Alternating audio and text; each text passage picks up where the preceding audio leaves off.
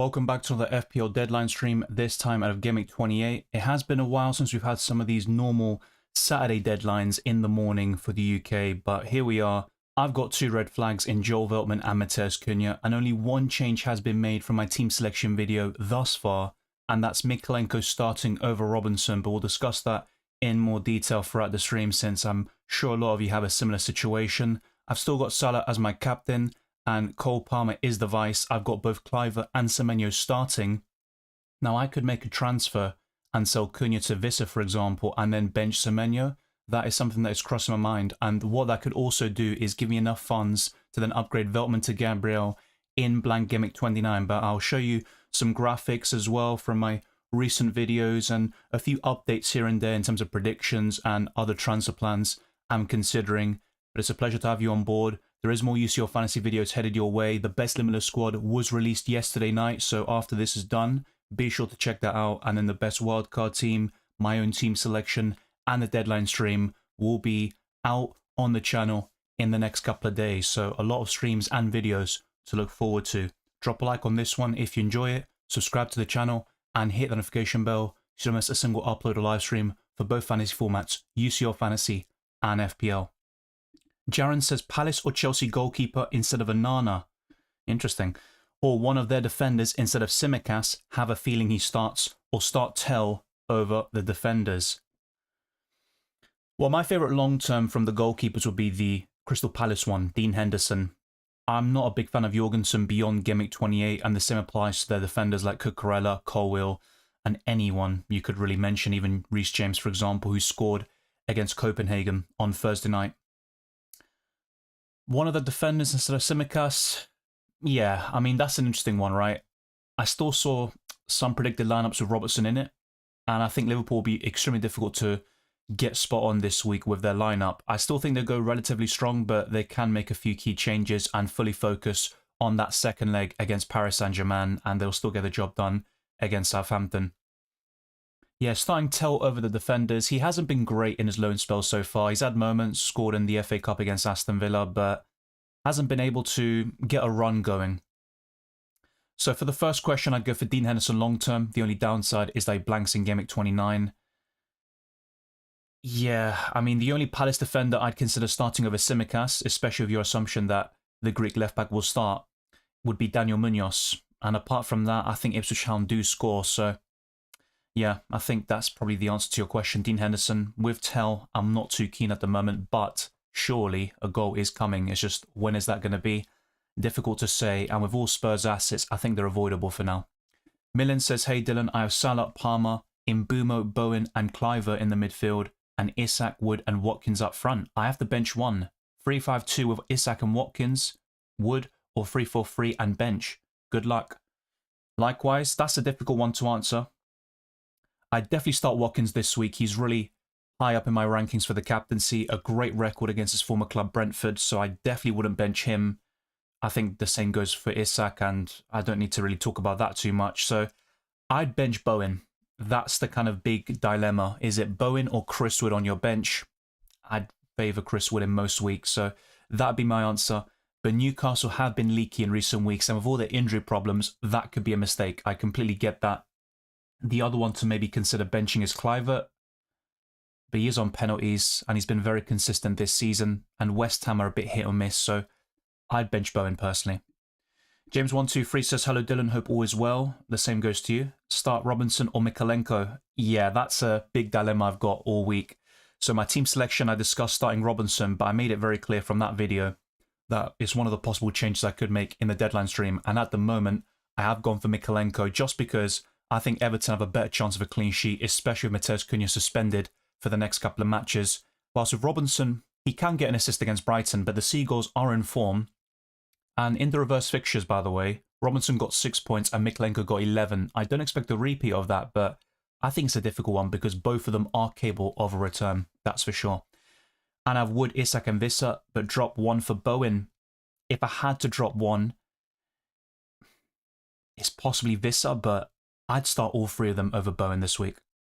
Patrick says, hi Dylan, what do you prefer in Gameweek 29? Cunha, Palmer, Trent out for Haaland, Elanga, Nico Williams for a -4, or Cunha to Marmoush and Trent to Gvardiol for free? That's a good question, to be fair. I would favour the -4 here in this approach. I'm just not too keen on selling Palmer this week for other people. I know in your case you're saying Gameweek 29, so that's why I'd lean towards the Haaland route. But I think a big return by Palmer this weekend might change your mind, and you might be thinking, you know what, I don't want to sell him for a hit. So that could change really quickly in the blink of an eye. But that's where I would stand right now. FPL Kevy says, good luck, bro. I'm pretty set. Plan at the moment is to sell Palmer after this game week and get the big Norwegian back in. Never thought it'd happen. Things can always change though. Best of luck. The same goes to you. And yeah, I mean, I don't think Erling Haaland is worth the money. But with the fixtures in mind and also Cole Palmer's form, there is a genuine conversation to kind of go in that direction. So it's kind of a funny game, FPL, because people are looking to captain Palmer now and also in Gameweek 27 against Southampton.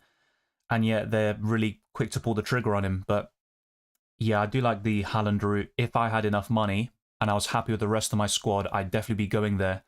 But I do feel in my case it compromises other positions. If that's not the case for you, I think that's a great decision.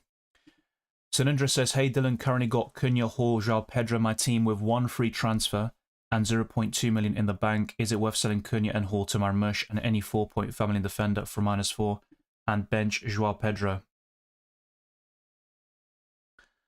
Yeah, interesting one. I mean, you've got a lot of fires to put out. Some of them long-term. I mean, João Pedro is available. He's in decent form now, but he's such a weird player to predict. Very inconsistent, but on his day, he's brilliant. The thing is, who would you... Any 4.5 million defender? Yeah, I think that would probably determine it, which defender you're talking about. You know, Creswell, for example, is being talked about quite a bit because he features in Blank Gameweek 29, could double in Gameweek 33, and West Ham have decent fixtures long-term. I think I wouldn't take the -4 hit now, but I'm on board with buying Marmush. I think that's someone I'm really eyeing up, but I think I'd just rather start João Pedro this week. Or just roll this game week to have 2 free transfers. Yeah, that would be my preference, and the same goes for most people. I'm in a similar boat where I haven't made a transfer yet. I could buy Vissa for Matheus Cunha and then bench Semenyo, but it might just be best to roll, even if it doesn't look great for this week, but a green hour is still possible. Bench 1, Aina, Munoz, Howson, Dango, says Chase. I would bench Howson. Now, he scored in the reverse fixture and got 14 points, I believe it was. So that could be a disaster waiting to happen, but I think Spurs score. You could argue at the same time that Tottenham's main focus will be on the Europa League. They're 1-0 down against AC Alkmaar. So they might have one eye on that match, a bit like Man United this weekend against Arsenal, where they just fully focus on Real Sociedad and just want to get through the game, and it doesn't really mean too much. But I still think Spurs score. So as a result, I would bench Howson. I think Aina has a slightly better chance of a clean sheet, I'd argue. And Forest have a better defence. And with Munoz and Dango, you've got a higher ceiling. But be careful with Dango. A lot of Boomer fans think that Evanilson will start, and that will likely mean Dango drop to the bench. But in the game earlier this season, I think back in December against Tottenham, he came off the bench and had a really high XG and multiple big chances. It's just his finishing wasn't on it. But if he has a similar cameo off the bench, I think he might be worth starting anyway. Good to see you, Lager. And Afnan says, sell Hall or Raul? Well, Lewis Hall is out for the season, but it's not just about, you know, who's the longer-term absence and then you sell them. It's also about how much value do you have tied up in these players and who can you buy to replace them. I think that's very important. And in your case, you might have a solid defensive line, but a weak attack. So I think that is also important for the context. But without knowing all of that, I'd rather sell Lewis Hall first. Nick says, hi Dylan, having a fully fit squad. I don't believe it. No transfers this week. Well, enjoy it. It's always nice when you've got a full set.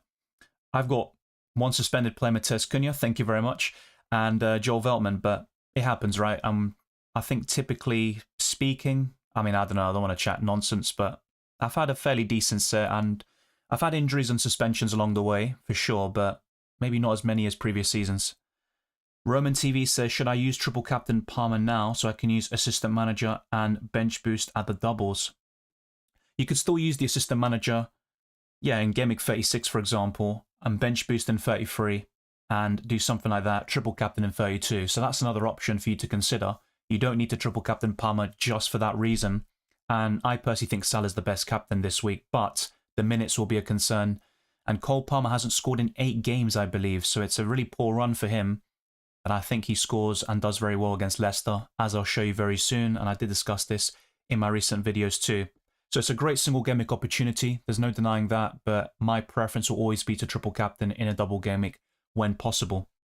FPL Glory Algeria says, hey Dylan, wildcard active, any thoughts on my team? Sells, Jorgensen, Trent, Gabriel, Aït-Nouri, Mikolenko, Kirkes, Salah, Palmer, Mbumo, Kluivert, Semenyo, Wood, Marmoush, Isak.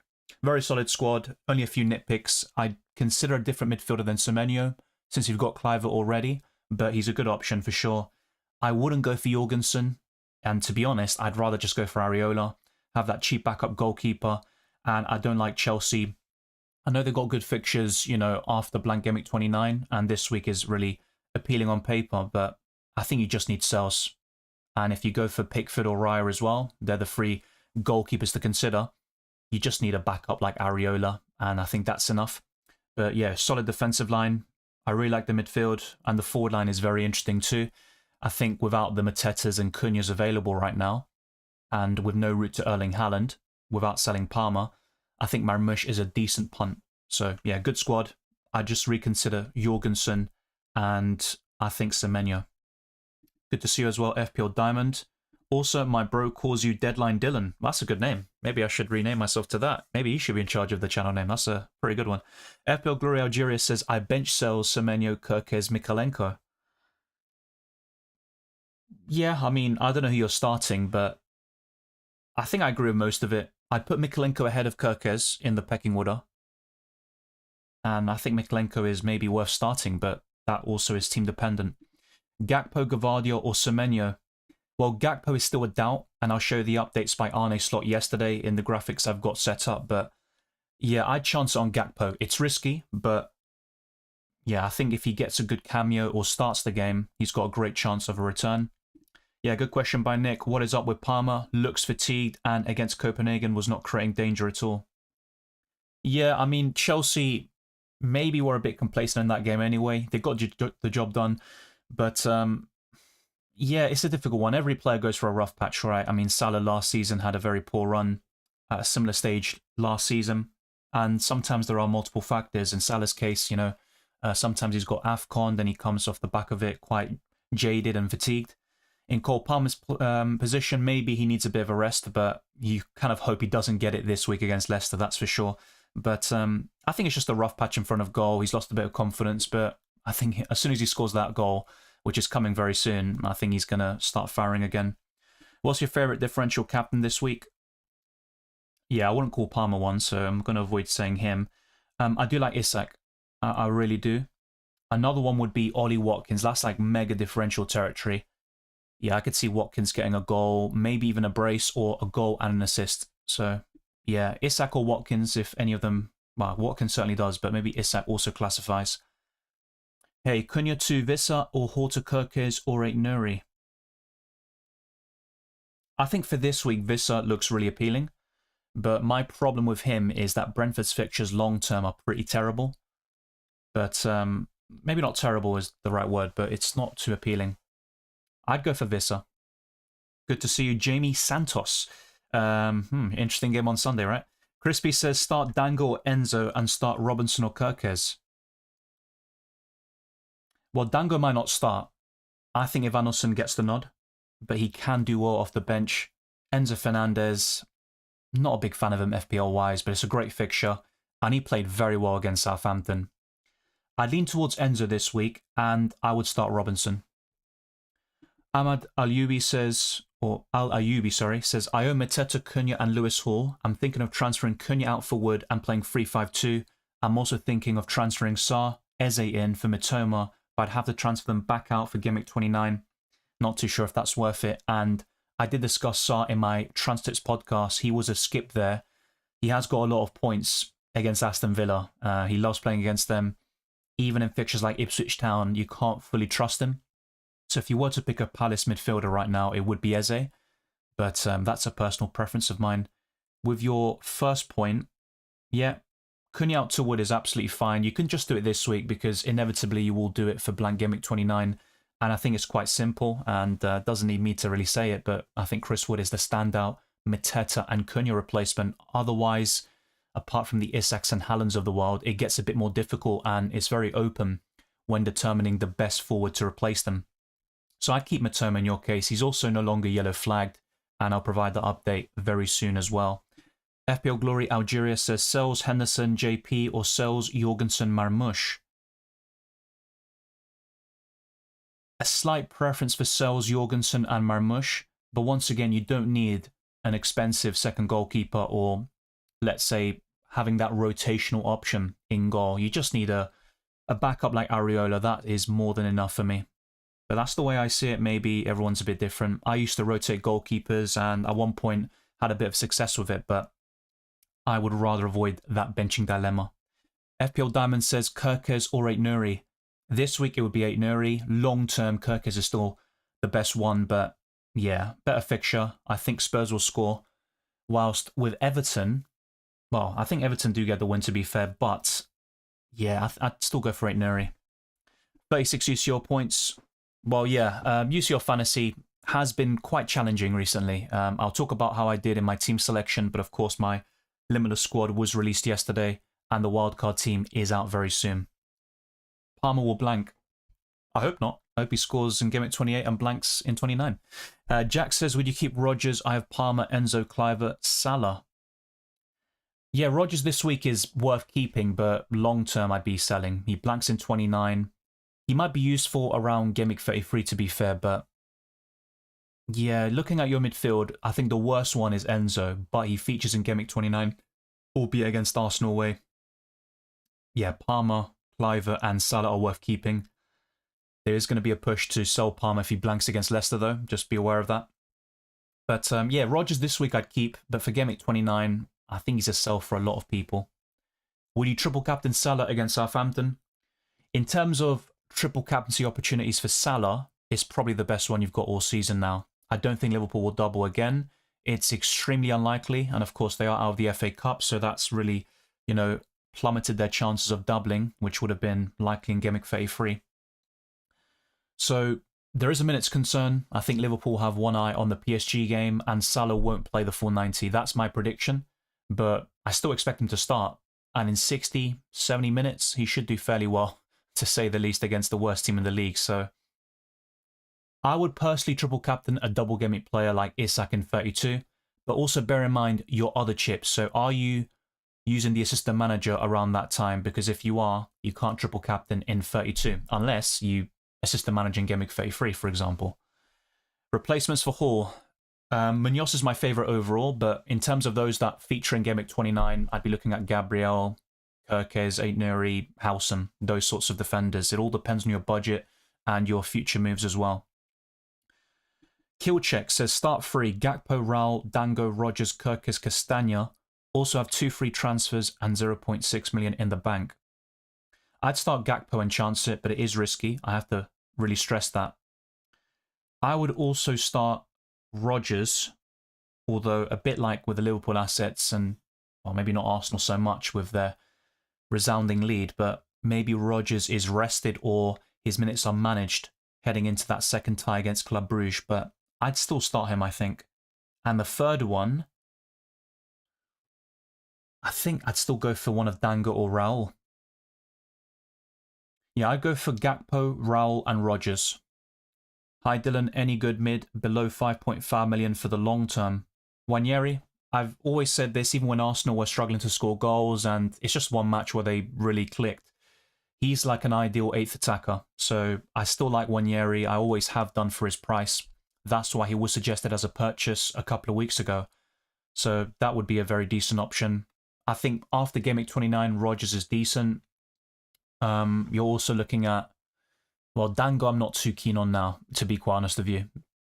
Yeah, with Anderson back, I'd rather avoid that if possible. So I'd stick with Wanyeri. Ahmed says bench 2, Kerkez, Trent, Aït-Nouri, Castagna, Mikalenko. I would bench Castagna and Kerkez. Haaland and Neto, or Marmoush and Palmer.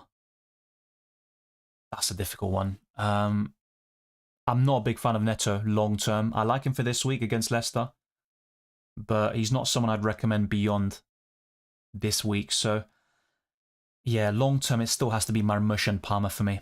But I'm very tempted by Haaland, that's for sure. Manager to use this game week? Well, Ange Postecoglou is eligible for table bonus. He's one of 3 managers that are. The others are Juric away to Liverpool and Van Nistelrooy away to Chelsea.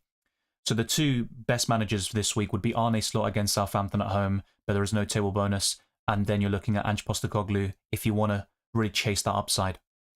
Thank you, LLJ, for the super chat. Thoughts on my team: Sells, Trent, Aina, Saliba, Salah, Matoma, Cliver, Rashford, Mbumo, Isak, Joao Pedro. Nice. Good to see a Rashford owner in here. He's been in pretty decent form. And Aston Villa have so much depth in those attacking positions. So I like your goalkeeper. Might not be the best this week against City, but long term he might be the very best until the end of the campaign. Yeah, solid defensive line. The only downside is that you've got a double up in Forest defensively. I think City will win, or at least score a goal. I mean, I'd be surprised if they don't. Yeah, really good team overall, but I think some players to consider maybe changing around a little bit would be Joao Pedro still.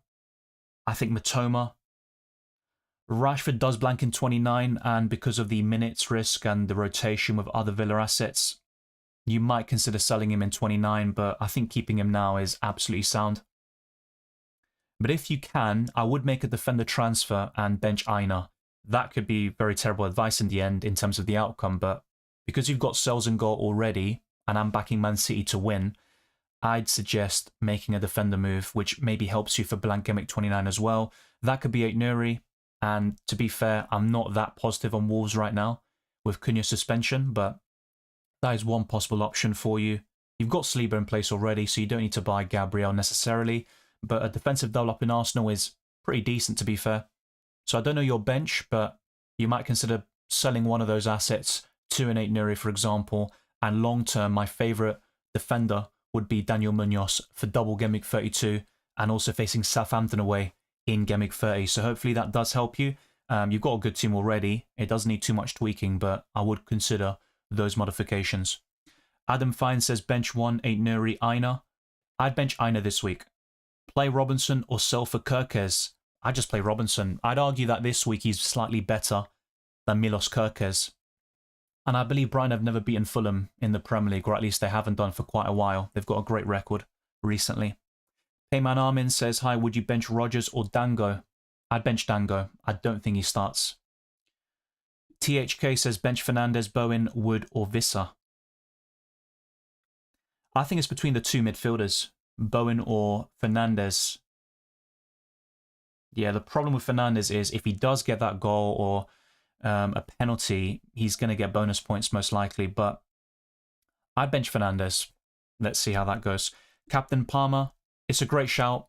If you are looking to go a little bit different compared to most FPL managers, that's a nice possible route for you to rise up your mini leagues and the ranks, but it is very risky going against Salah, who is facing the worst team in the league, whilst Chelsea are facing the second worst team in the league, but there are different levels compared to, well, Palmer and Salah and also Chelsea and Liverpool right now. He is second in my list. I'll go through those graphics now, the different screens and stuff. But before I do with the captaincy in particular, let's go to the FPL League. So there is a league code, which you can see throughout most of this video on the left-hand corner of your screen. And there is a link in the description. The league code is also there, so you can copy and paste it into your FPL app or the website. So in top spot, we've got Callum, who is always on the channel, engaging in the live chats. He is 8th in the world, so all the best to you. And everyone else who has joined. We've got some very high-performing managers in this league. Next up is the FDR. So Bournemouth are top until Gameweek 33, and a lot of these doubles are provisional, and it all depends on the FA Cup results and when they decide to reschedule the fixtures, which will likely be in Gameweek 33. So Arsenal are second, Man City, Brighton, and Nottingham Forest complete the top 5. As for those near the bottom, we've got Leicester, Everton, Ipswich Town, Aston Villa, and Liverpool, and all of this is courtesy of Fantasy Football Hub. Next up is points predictions. I will stick with Gameweek 28 only. So in top spot, we've got Mohamed Salah with 9.8 predicted points. Palmer is second with 7.7, so a massive difference between the two. Isak, Haaland and Nkunku finished the top 10 with Szoboszlai, Diaz, Mbeumo, Sarr and Trent completing the top 10. And I've got a slightly different captaincy list, so stay tuned for that. With managers, let's highlight this between Gameweek 28 to 30. So a free Gameweek run, which is how long the assistant manager will be active for you if you deploy it this week. Ange Postecoglou is top, with Guardiola in second, and Arteta completes that podium with Amram and Iraola also in the top 5. Then you've got McKenna, Arne Slot, Maresca, Graham Potter, Vitor Pereira, Nuno Espirito Santo, Ursula, David Moyes, Thomas Frank, Juric, Marco Silva, Oliver Glasner, Eddie Howe, Ruud van Nistelrooy, and Unai Emery. If we look at Gameweek 28 only, since some of you might have the last week where you just want a punt, Postecoglou is top and Slot is second. Those are the two I've recommended in this stream. So Slot for the kind of guarantee of points against the worst team in the division, and Postecoglou for the table bonus against Bournemouth at home. So that would be very interesting.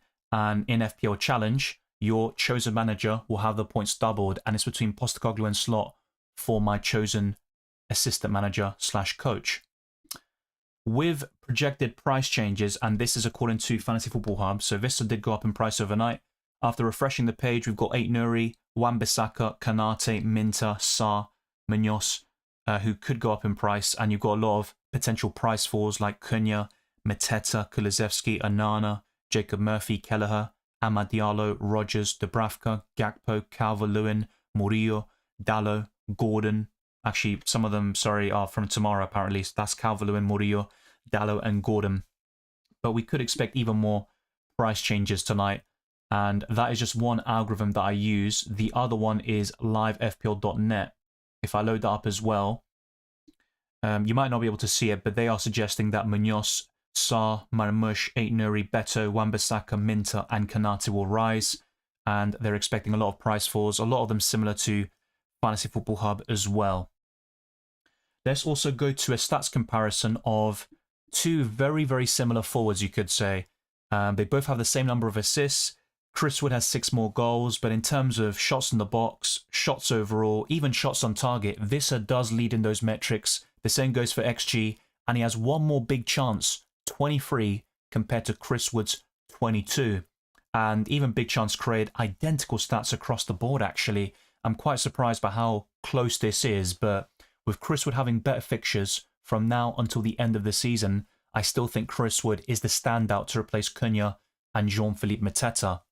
But in my case, I've got Chris Wood already, Isak's the other one, and to get a forward who features in Blank Gameweek 29, Visser is the most appealing, and what I could find myself doing in the end is buying Visser short term, although it does waste a transfer, you could say, and then I can buy Jean-Philippe Mateta if he's available in time for double Gameweek 32, which will likely be the case. Oliver Glasner said he should return by the end of the month for the FA Cup quarterfinals. That is the target they have set for the Frenchman. So that's where I think Visser might be really good short term, but Chris Wood is ultimately the one you want to go for, and he does defy XG and all these stats. So yeah, the mathematicians and stuff maybe don't like Chris Wood too much. As for fpl.team, this is my Blank Gameweek 29 squad as things stand. So if I were to buy Visser, it also means I can get Gabriel in for Veltman, and I'd have a full starting 11. I've got Colwill away to Arsenal, which doesn't look great, but apart from that, I'm fairly happy with this squad. Not too many kind of conflicts apart from Palmer versus Gabriel, and maybe what I could also end up doing is just buy Aït-Nouri with a more appealing fixture in Blank Gameweek 29 against Southampton. But by downgrading Cunha and having more funds in the bank, that also allows me to buy Gabriel in the first place, and I think long term that is the best defender I can buy, and I definitely prefer him over Aït-Nouri 100%. So let me know your thoughts in the live chat, and I'll get back to this after the deadline is closed. But let's go to FPL Challenge, and I've got Arne Slot at the moment, but I might change him to Ange Postecoglou, and I did show you my sneak preview of FPL Challenge in the team selection video at the very beginning. So everything's the same. I've just possibly changed the manager. That's something I haven't fully decided on. And with Liverpool, I'll be keeping a close eye on their lineup. And if I remember to change my FPL Challenge team, I will be doing it And, for example, Darwin up front could be an option for me. Maybe Diogo Jota in the midfield. But I'm very bullish on some of these picks, especially Ollie Watkins against his former club, Brentford. So I might go for Ange Postecoglou for now. But remember, the points are doubled in FPL Challenge this week. And Arne Slot is kind of a guarantee of points. That's a very safe way of playing it. But if you do want to win these games like FPL Challenge, sometimes you need to take some big risks. But let's now go to my FPL team again. Just for a little bit, answering a few more questions. Drop a like if you enjoy the content or find it insightful. And very soon I'll be showing different graphics which include injury updates, my predictions, top 10 captaincy options, and even more. Michael says, hey Dylan, start Robinson or Milenkovic. Robinson for me. The man, the myth, the legend says, how's it going Dylan? When do we expect to see the confirmed teams that will double in Gameweek 33? Yeah, we should know around Gameweek 31. So essentially after the next round of the FA Cup, that will kind of paint a clear picture of the teams blanking in Gameweek 34, and then those fixtures will likely fall under Gameweek 33, and that's where the free hit can be extremely useful, and not necessarily in the blank Gameweek, you could use it for the double. Hey Dylan, JP to Wood for a free transfer if I already have Beto and Isak and Semenyo as my 8th attacker. I'd still recommend it. You could argue that Joao Pedro is slightly better this week. I mean, that's maybe not something I'd completely agree with, but it's definitely debatable. Long term, though, it's a great move. So whether you do it this week or next, it's completely up to you and your situation. You might want to save as many transfers as possible because you've got other moves to make. But yeah, I think I'd do it. I think Chris Wood is an upgrade. Yeah, Chris Wood captain in Gameweek 29. I was looking at Cunha before that suspension, but from what I have, I think Chris Wood is the standout. For those of Erling Haaland, I would go for him as the captain. Tobogo says, Ivanosen or Marmoush in the upcoming game weeks, and which game week would be perfect to buy? I was considering Ivanosen, and Marmoush might be the one I'd lean towards just for that Man City coverage offensively, and I think Marmoush's ceiling is higher. Hi Dylan, please choose 2. Wood, Beto, Kluivert, Rodgers. Close one, but I would go for Chris Wood and Kluivert. That could be a very tricky one indeed. Start Beto or Bowen for a -4 hit. Beto. Tizo says, hi Dylan, bench 1. Gabriel, Robinson, Mikalenko and Kirkes. I'd bench Kirkes. Upo says, play Jimenez or Wood. That's close this week, I have to say. I think Jimenez could do very well, but I'm going to go for Chris Wood. Or instead buy Marmoush for Jimenez and bench Wood. I just start Chris Wood personally. I'm not sure if Dango starts. I think Ivanosen does. Now, they could start in the same team. Dango is a winger by trade, but earlier this season, when Bournemouth had most of their attackers available, Dango was their utility option off the bench. Bench Trossard or Beto. Trossard scored the winning goal against Man United last season at Old Trafford. I would lean towards Beto. Thank you, Adam. Very much appreciated. Shifaror, hopefully I haven't butchered your name, says start 1, Mikalenko, Aina and Mazraoui. I'd start Mikalenko. Serial X or EXC says bench 1 of Kirkes, Castagna, Aina. That's a close one this week.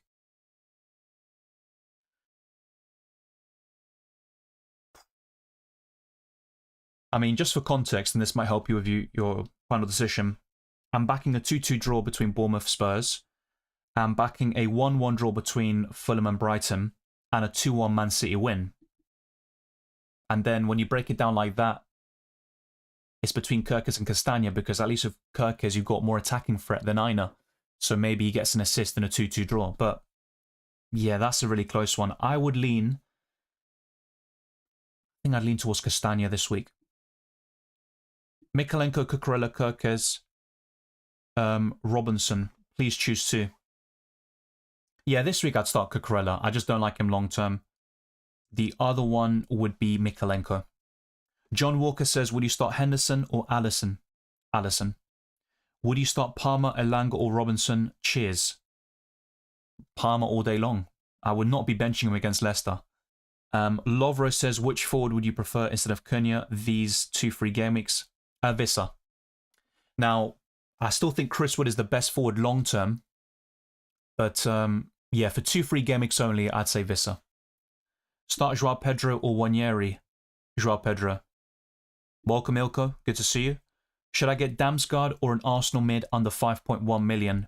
Well, it would be Wanyeri, right? He's your only 5.1 million or below option. The rest are going to be more expensive. I'd go for Wanyeri. Play Vissa or Bowen? Vissa. Abu says start Joao Pedro or Wanyeri. I'd go for Joao Pedro. Yeah, I just covered that, sorry. Captaining Nketiah, that is a punt. And with Mateta out for the next couple of matches, that could be a very decent short-term move. He has scored in the last couple of games across all competitions, so he's in a bit of form. He's quite a streaky player, Nketiah. Hey Dylan, Joao Pedro to Marmoush. I like that move. You could argue that it's best done in Gameweek 29, but yeah, I think that's a pretty solid choice. Joao Pedro is such a difficult one to predict, but thankfully last week I was quite bullish on starting him for a lot of people, and he got the job done, but normally you're kind of confused with when he's going to actually return and put in a performance. What's the -4 you would do to my team? Yeah, Wasting, I'm not going to lie, I can't remember your team exactly. There's a lot of teams that have been discussed in this stream and also in the Discord server yesterday. So yeah, if you can, maybe remind me quickly or I'll have a look at Discord, but I can't guarantee you anything since, yeah, I don't want to get too distracted. Should I keep Salah as a captain?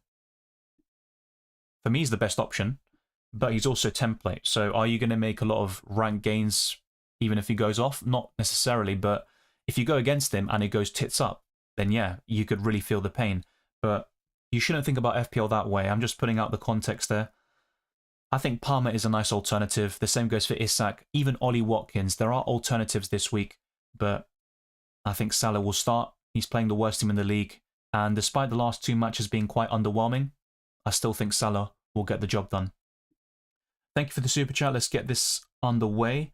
By Noel. No question. Thanks for the great content, Dylan. Very much appreciate it. If anything does spring to mind, let me know with a normal chat in. But I do appreciate it, and all the best of luck for Gameweek 28 and beyond. Start Kirk as Robinson. Robinson. Raya or Sells? Raya this week. And I would go for Munoz. Hi Dylan, Cliver or Rogers? Cliver. Cheap defender to replace Hall? Depends how cheap we're talking. I'd say Howson, long-term. I don't like him this week, but I still like Bournemouth's long-term fixtures. Bench 2, Robinson, Dango, Gakpo, Wood, 8 Nuri. I would bench Dango and Robinson. Azaro12, if I can get your message up in my chat. Morning Dylan from CA. Guessing that's California. Bench Gakpo or Rogers? I'd start Gakpo and chance it. I just think his ceiling is much higher than Rogers this week, but it is risky. Dylan, have you seen the stats of Salah performing during Ramadan over the years? Just wondering after seeing him struggle a little versus PSG. I'm sure he's done fairly well at times during Ramadan. I mean, that's something I haven't mentioned across all my videos, and it might be worth mentioning, but yeah, I'm not focusing too much on that particular stat or pattern, if I'm being completely honest. I don't think Salah will struggle against Southampton. It's a different level of competition and opposition compared to Paris Saint-Germain, who were unbeaten since late November. Southampton pretty much lose every week. No offense to any Saints fans watching. Start Kirk as Robinson. Robinson. Replacement for Cunha. Well, Chris Wood is the standout and the obvious one, but looking a bit, more maverick or someone a bit more lower owned, I would consider the likes of Vissa, Evanussen and Marmoush. Now, if you're able to afford it, Erling Haaland is a godsend. That would be a great transfer, but that's not going to be the case for everybody watching. It might also mean selling Palmer or someone really expensive in other positions, but I think short-term it would be Vissa. Would you start Dango or Mikalenko? That's an interesting one because Dango has the highest ceiling, but based on my prediction of Evanussen starting, and I'm not sure if Dango will, of course he could on the wings, but that's not a guarantee, I would actually consider starting Mikalenko. Crown says Vissa, Wood, Marmoush, Semenyo, or Beto, Wood, Marmoush, Bowen. So the difference is Bowen, Semenyo, and Beto, Vissa. Yeah, I'd probably go for Beto, Wood, and Bowen. Hi Dylan, does Diaz have a chance of starting? Yes, he does, and several lineups I've seen have got Diaz in there. Bowen, Cliver, Wood, bench 1. I'd bench Bowen. You will buy Haaland next game week to replace Cunha? I would like to, but it means selling Palmer, and with my situation, I'm not sure if that's worth it. Best forward to buy, no free hit in 29. Well, Haaland is the obvious one, and Chris Wood is up there too, but beyond those template picks, I would say you're looking at the likes of Vissa, Ivanosen, and Marmoush, probably in that order. Maybe I'd rank Marmoush slightly higher than Ivanosen.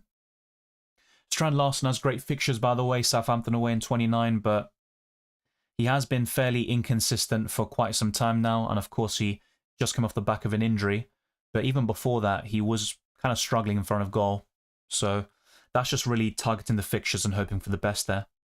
Dango, Murphy, Minter, bench 1. I'd consider benching Dango.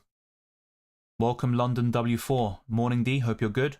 Bench 1 from Pedro, Mitoma, and Mbumo. Reluctantly, it might have to be one of the Brighton players. I think I'd consider benching Mitoma. I would start Wanyeri this week, but that's because of my prediction of Dango not starting. Could he come off the bench and do really well against Tottenham? Of course he can, but I think Ivanosen starts up front. Yeah, Wasting, I can't lie to you. I don't remember your team, and yeah, I can't find your message in the Discord server. Sorry, mate. Murphy to Bournemouth mid or replacing Cunha? I'd rather replace Cunha, I think. But Jacob Murphy blanks in 29. He doubles in 32, to be fair. And Newcastle have good long-term fixtures. But with Cunha missing all of those matches, he's the one I'd rather sell. But it also depends on who you can buy.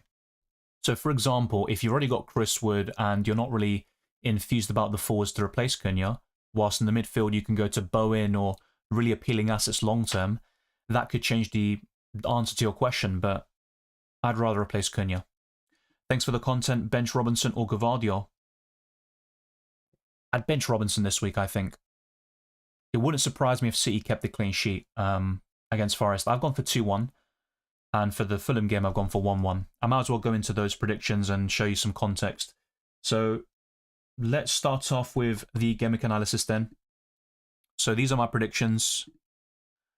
So Nottingham Forest 1, Man City 2, Brighton 1, Fulham 1, Crystal Palace 2, Ipswich Town 1, Liverpool 3, Southampton 0. So I originally went for 4-0. I'm kind of conflicted about that. I think maybe because of the PSG game and their full focus directed on the second leg, they might take things a little bit easier on Southampton. Brentford 2, Aston Villa 2, Wolves 1, Everton 2, Chelsea 3, Leicester 1, Tottenham Hotspur 2, Bournemouth 2, Man United 0, Arsenal 1, and West Ham 2, Newcastle 3. Those are my predictions. Let me know your thoughts in the live chat, and after the deadline has passed, I can go back to them.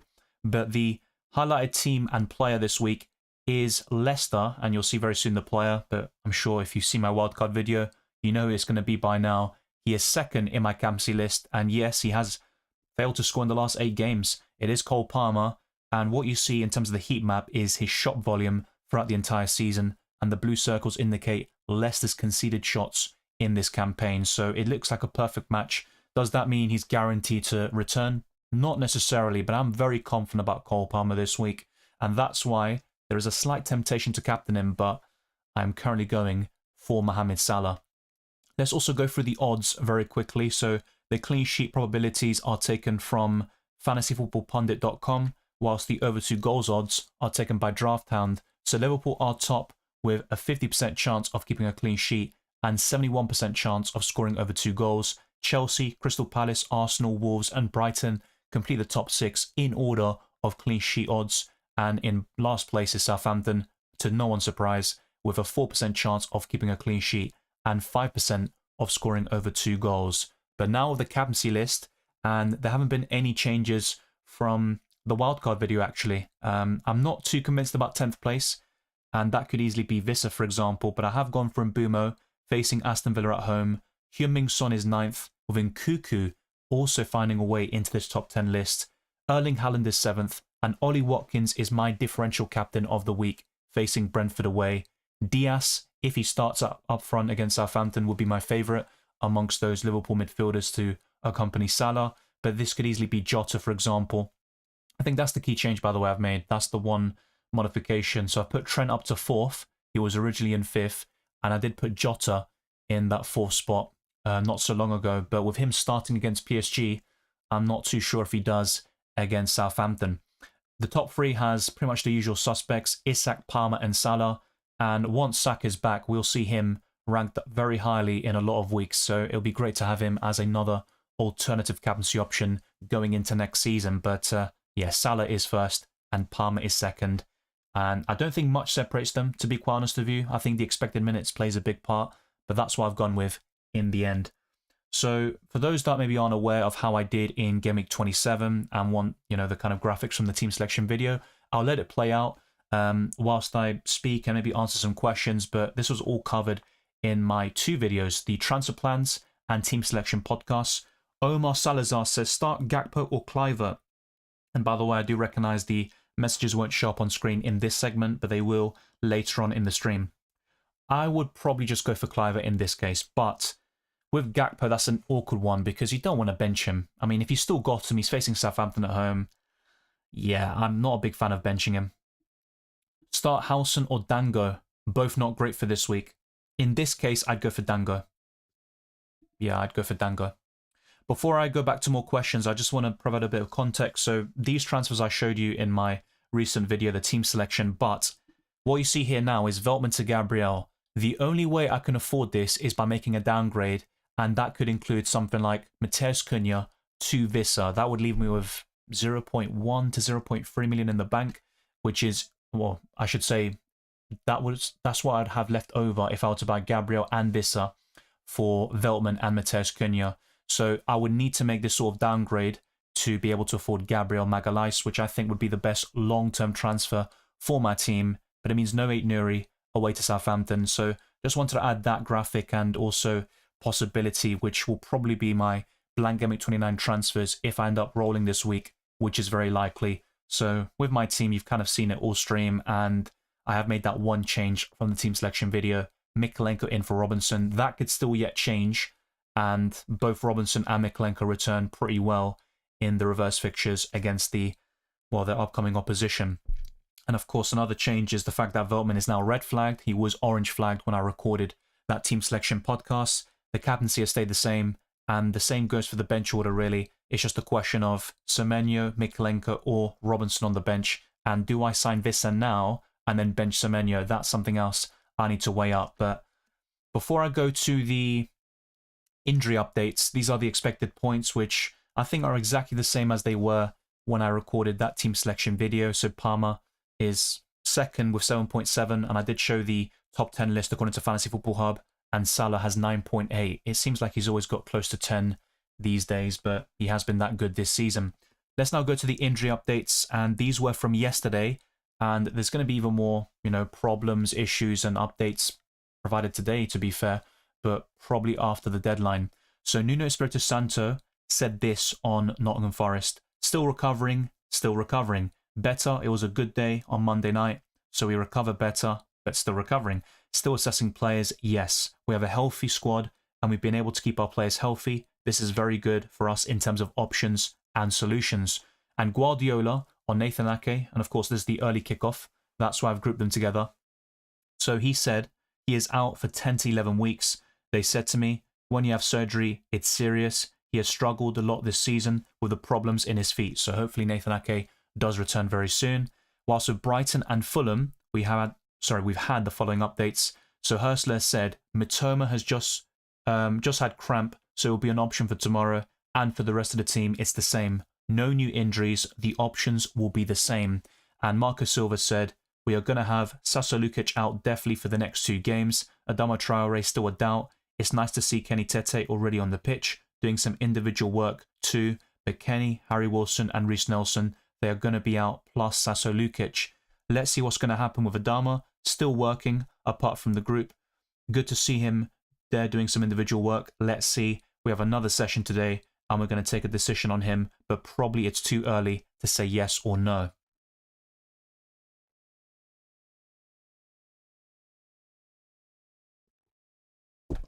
So we had a very extensive update by McKenna, as you'll see very soon. But we'll start off with Oliver Glasner on Jean-Philippe Mateta. He won't play tomorrow, but is doing well and recovering at home. Fortunately, he had no fracture and no concussion. It was a huge wound, which was stitched, but healing is going like we expected and hoped.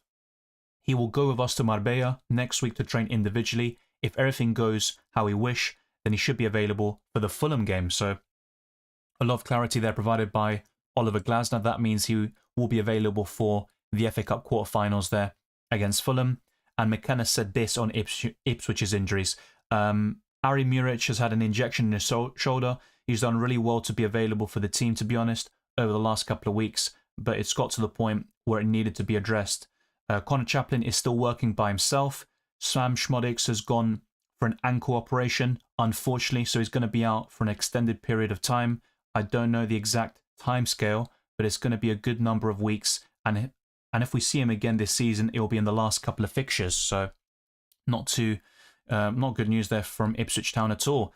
And as I said, very extensive updates. I mean, look at these bloody paragraphs, so I'll kind of summarize this quite quickly. Axel won't be available for this weekend, that's Twansebi, and Cameron Burgess is still to be assessed. I don't know. I don't think Twansebi's injury is as bad as the last time. He has a small muscle injury, and he also needs an operation on his thumb from the injury before. So he's going to have an operation in the next couple of days on that, and that will take a period of recovery. He won't be available this weekend, and will make assessments from there. Julio Enciso and Amari Hutchinson are not too far away from the squad. There's going to be a real decision as to whether there's any involvement for them this weekend. Calvin Phillips is in a better place again. We'll make a judgment. Christian Walton is going to be in the squad this weekend, hopefully. We have or two who may be, I'm guessing that's, yes, a typo. We have one or two who may be able to rejoin the squad who weren't involved on Monday night, and we'll have one or two who were there on Monday night who won't be available, and we've got a few who will be assessed. So, yeah, quite a lot of updates there by McKenna, but in simpler terms, Arne Slot has said that Gakpo is still a fitness doubt for Liverpool. He didn't train yesterday. Let's see if he can train today. A close call, not a long-term one, but had some pain yesterday. Let's see where he is today. Whilst Ivan Juric said, we are all good. Only James Bree is out. So very quick, concise, and straight to the point. With Brentford, Thomas Frank has said Christian Norgard is back. Oh, sorry. Jesus. Let's go back to that. Matthias Jensen will be involved in the squad as well, which is positive. Seth Vandenberg will train with the team next week. And Unai Emery said, we anticipated Kamara's comeback on Tuesday against Club Brugge because we needed him, but we are trying to protect him by not being in the starting 11, with Pau Torres the same and Matty Cash the same. They are closer to playing more minutes, but we have to be intelligent with every player. Ross Barkley is out. He is not available for tomorrow. Amadou Onana is starting to work with the team and is close to being with us as well. We will need those players, and hopefully we can try and be consistent in not getting injuries. So with Wolves and Everton, Vitor Pereira said, Agabadu is ready to help us, Menetzi is ready, and Gonzalo Guedes is ready, Rodrigo Gomez is ready, and Bellegarde too. I'm very happy and positive for the game. And David Moyes said the likes of Ndai, McNeil and Calvert-Lewin are forward players that we are needing back. I don't think any of those three are close to a return. So Ndai is doing better. He isn't running or anything just yet, but he certainly is doing better. So yeah, not great news there from Everton overall, but at least Ndai is on course to making a comeback. Enter Maresca said Wes Fofana is training with us for more than 10 days, so he's back. Romeo Lavia is starting to work with us, so that's good news. He's still far from being fit 100%. Nico Jackson has started running outside, but I think the program is still the same, probably after the international break. And Van Nistelrooy said Koulibaly is fine. He trained, and we have today and tomorrow to train. For now, he is available. So far, no new injuries. So don't worry, we are getting close to the end of this injury segment. Feel free to pause, rewind, and see if you've missed anything. So with Ange Postecoglou, he said on Solanke, who came on as a substitute against AZ Alkmaar and then got injured and subbed off, and that was only in the space of 20 minutes. Ange said, too early to tell. With Dom, he got a knee to the backside, so he's probably a bit sore, but it's a knock, so hopefully it settles down pretty quickly. On Ben Davis, he also said, I'm not really sure. He's training at the moment, so we'll see how he feels. He's definitely progressed and he feels good. So let's see how we go in the next 24 to 48 hours. He's got a chance, but we'll see how he goes. On Van der Ven and Romero, there's a chance they could return to face Bournemouth on Sunday. When I saw the pitch the night before, I pretty much made up my mind I won't be going to risk them. That last night, it wasn't a great pitch, it wasn't steady underfoot, and it wasn't a game where I thought I needed to expose them. But it's a couple of extra days training and recovery, and hopefully both are in line to feature. So next up is Bournemouth, and Irola said this on Ryan Christie: I think it's something chronic. He is dealing with some pain, and I think it's a situation that we'll have to manage day by day. I'm not ruling him out, but also I trust Ryan a lot. So he knows his body. It's not an easy situation to deal with during the season. Probably he needs some rest, but obviously he wants to continue playing, and this is a situation we have to continue dealing with. So just a few more now, and this is from Man United. No updates from Arsenal really, nothing new according to Mikel Arteta. But Ruben Amorim said, I don't know if Ugarte and Harry Maguire are available. I don't know. We need to survive on Sunday. And then he's pretty much talking about Real Sociedad there. But the main updates you can see is in the bottom. And he says, I think it's just Ahmad who is out until the end of the season. Even Ahmad, we will see the end of the last month of the season. I have the hope to have Ahmad before, but we will see. Kobe Mainu can return before the season ends. Harry Maguire, we have to be careful of. Manuel Ugarte will return. And I think Mason Mount and Luke Shaw can return also. With Newcastle, a lot of updates by him. I think with Lewis Hall, you can see the exact quotes there by Eddie Howe, but we all knew this for the last couple of days. It has been covered in my previous podcasts. Lewis Hall is out for the season.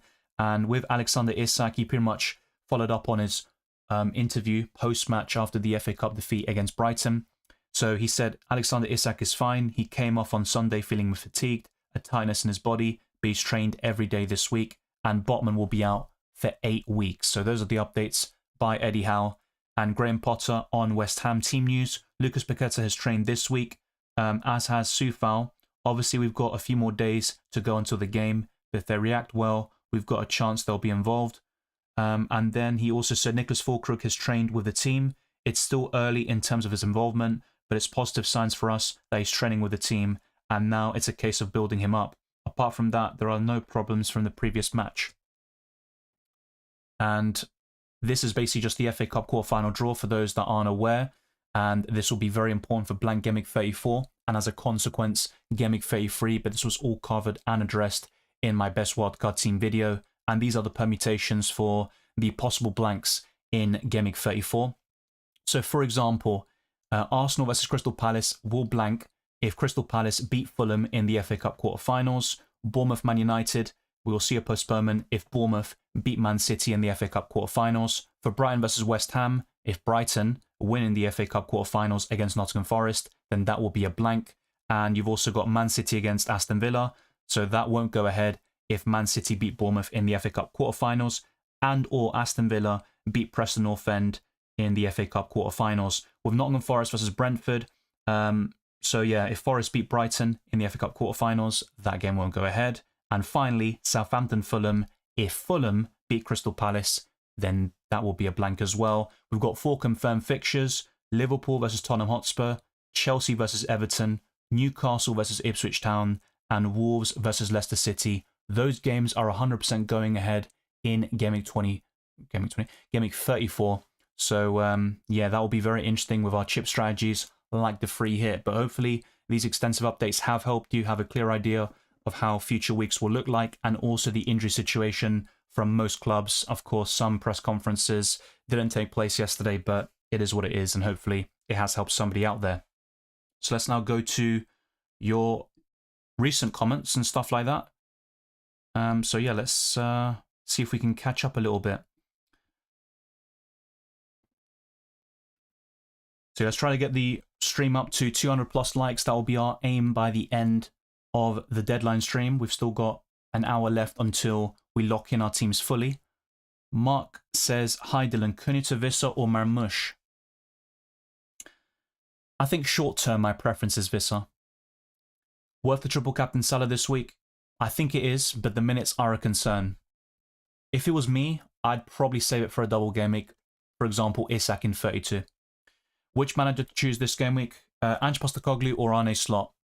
With Ange, you've got the opportunity for table bonus against Bournemouth. If you want to play it safe, I think Arne Slot is as safe as they come, basically. Alfred says, should I take a hit to get Marmoush for Cunha? Not sure about a hit, especially if you got a decent midfielder like Semenyo to come in. Start Bowen or Semenyo? I'd start Bowen. Hey Dylan, what do you think about Watkins? He's really high up in my captaincy ranking this week. I wouldn't be buying him in, but for those that have Watkins, I'd definitely keep him this week 100% and sell him in 29 potentially. Weller says, hey mate, Sar's a great fixture this week, but I feel that not having Kluivert could hurt my rank if he performs. Should I bring him in or just roll and have free transfers going into next week? I just roll. I do prefer Kluivert, but in terms of the fixtures, Sar has the better one on paper. Yeah, I wouldn't just buy Kluivert for that sake. You can always get him in for Blank Gameweek 29 anyway, but I wouldn't sell Sar this week. As much as I don't rate him as an FPL asset too much, I don't think Sar should be sold. 12 greens in the last 13. Need to continue this. Yeah, every time we talk, it seems like you got a green arrow, so long may it continue. Nuclear Atom says bench Wood, Bowen, or Beto. Close one, but I would lean towards benching. I think I'd bench Beto here from the free. Yeah. Like, share, subscribe, support your quality channel as you continue to get brilliant content on a consistent basis. Thank you very much, FPL Diamond, and all the best for Game Week 28. Hi, Dylan. Palmer is captain over Salah. He is second in my list, Cole Palmer, but I do favour Salah. Wei Seng says it's Cunha plus Gordon to Wood and for a -4. Yeah, just need to see who your midfielders are. I don't want to say someone you've got already. If I can find your... Okay, I think I found it now. So you've got Mbumo, Salah, Palmer, Kluivert. Yeah, so... Interesting. If you can go to Bowen, yeah, I'd say Jared Bowen. He's not the best this week, but I do like him medium to long term, I'd say. So Jared Bowen is my answer. Zulu says start Castagna or Munoz. Munoz. Sam puts my defenders Munoz, Robinson, Timber, Kirkers, Nico Williams. Who to start? 3-5-2. Munoz, Timber, Robinson. Koskin says which one should I bench? Aina, Van Heck, Mikalenko. I'd definitely start Mikalenko from those three. Who would I bench? Difficult to say. I would possibly bench Aina here.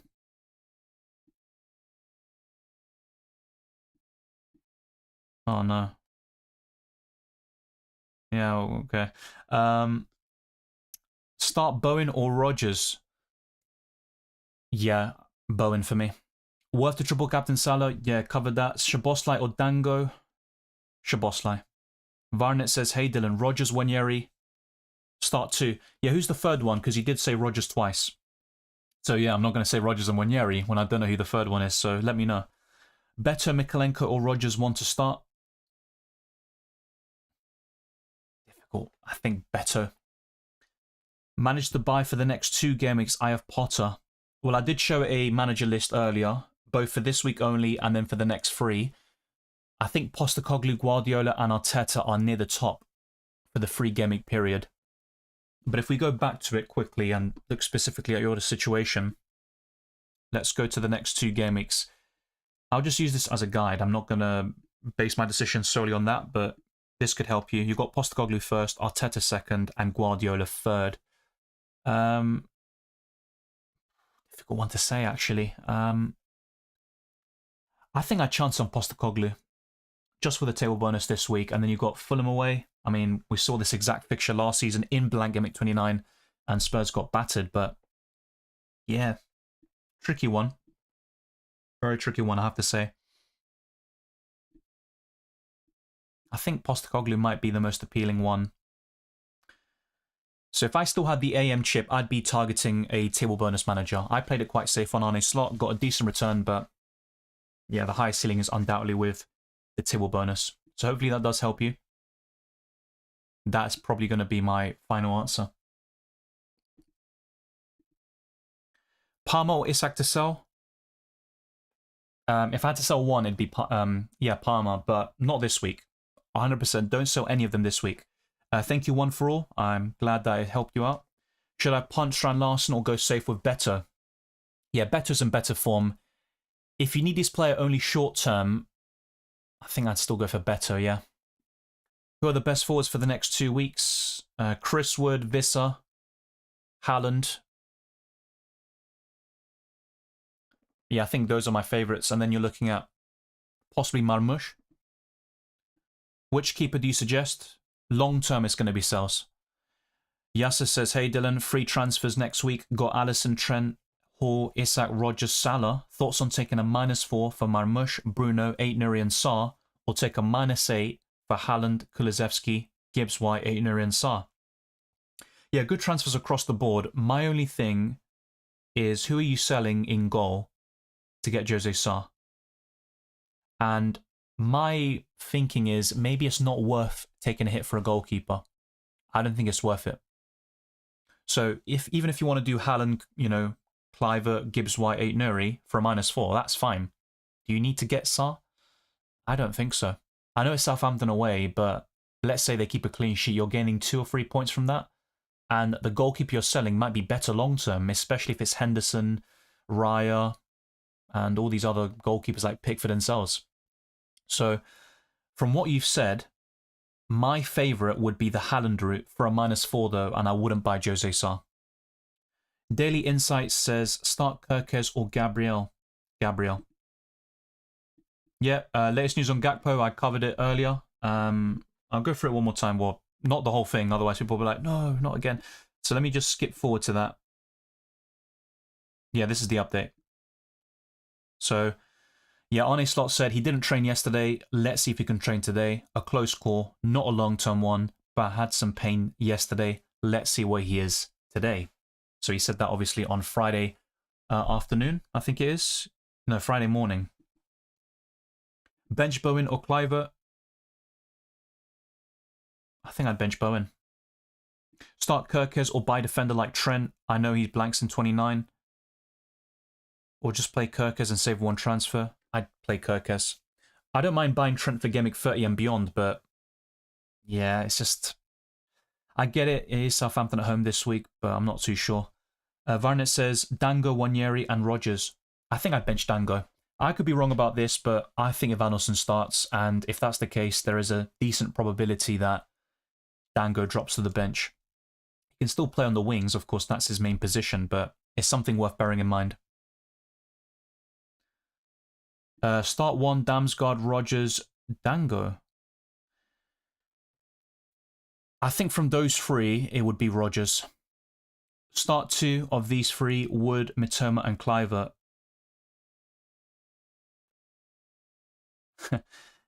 Yeah, I would go for Wood and Cliver. Start Rogers or Tarkovsky. I have Watkins starting already.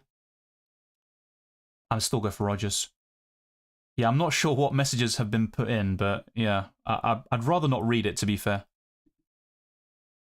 What the hell is going on? Thank you, Lager, by the way, for moderating the chat. Of course, that did happen some time ago. Joao Pedro or Dango to start? Joao Pedro. Vidani says, hi Dylan, start Dango or Robinson? I think I'd still go for Dango here just because off the bench he can still do something, and if he starts, he's got a high ceiling against Tottenham. That's a tricky one though, and it could go either way. So let's go back to my FPL squad. Let's get the stream up to 100 likes to begin with, and then let's push on towards 200. That'd be greatly appreciated. Yeah, Eddie Nketiah as a short-term punt is fine, but in that case, I'd rather go for Visser. Dylan, should I do Rogers to Eze or Tarkovsky to Munoz? The best move longer term is Tarkovsky to Munoz, I think, but that's debatable. Start 1, Kirkes or Wan-Bissaka. I think both of them concede, to be quite honest with you. So based on my predictions and then Kirkes' higher attacking threat, I'd go for Kirkes. Hey Dylan, who is the best Gordon replacement? Bowen would be up there. Not a big fan of him this week necessarily, but Newcastle have been quite shaky defensively in recent weeks, and I think West Ham have decent medium-term fixtures.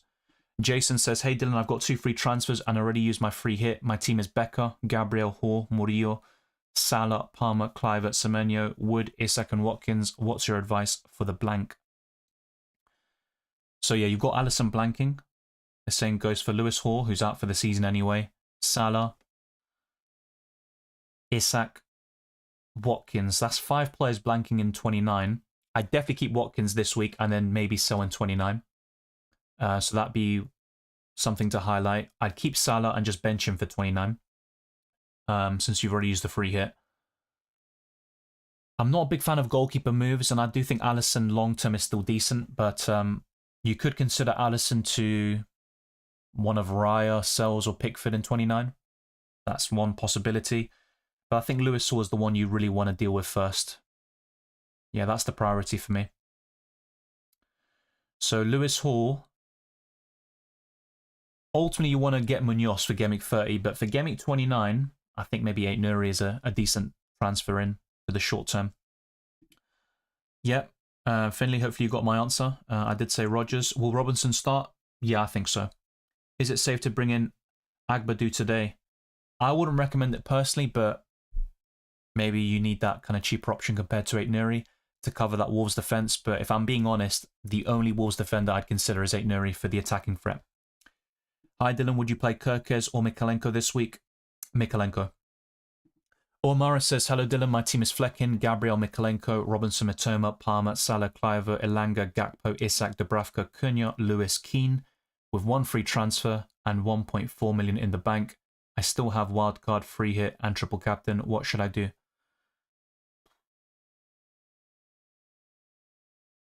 Interesting.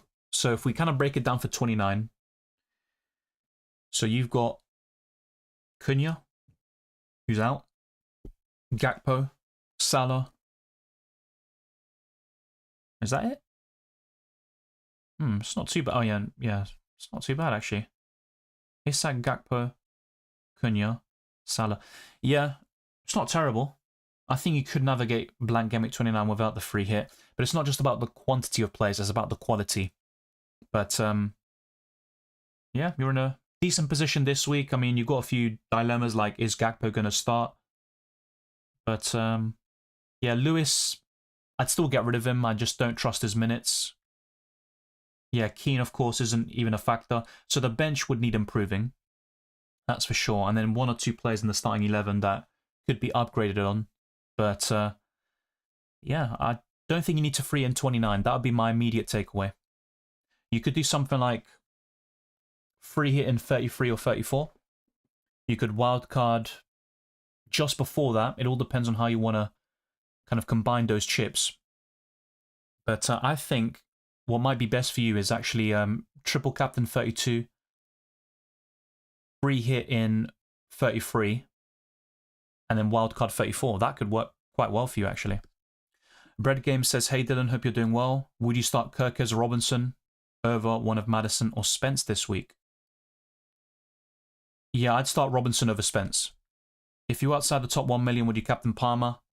Yeah, I get this question quite often, and I get it. And I've been in that position at times where I'm not happy with my rank at all. Even now, I'm not too happy, and I'm thinking of ways to go against the template. So I get it. But I'd only do that if you genuinely think Palmer outscores Salah. Last week, in FPL terms, in the last game week, a lot of people just went for Palmer because they just wanted to go against Salah and be different, but they didn't actually think he'd outscore him. And in the end, Salah outscored him, but not by much, thankfully to them, or thankfully for them. Yeah, Palmer's second in my captaincy list, so I get it. I don't think there's a massive difference between both Salah and Palmer this week. The expected minutes for Salah makes him less appealing for the triple captaincy, for example, so I'd consider it for sure. I'm not going to lie to you, but I always recommend just captaining the player you think scores the most points, and you can find differentials of your transfers or these kind of lower-owned picks, maybe some budget players, for example. Gabriel says bench one of Wanyeri, Wood, Cliver, and Better. Probably Wanyeri. Alexander says who to get instead of Hall.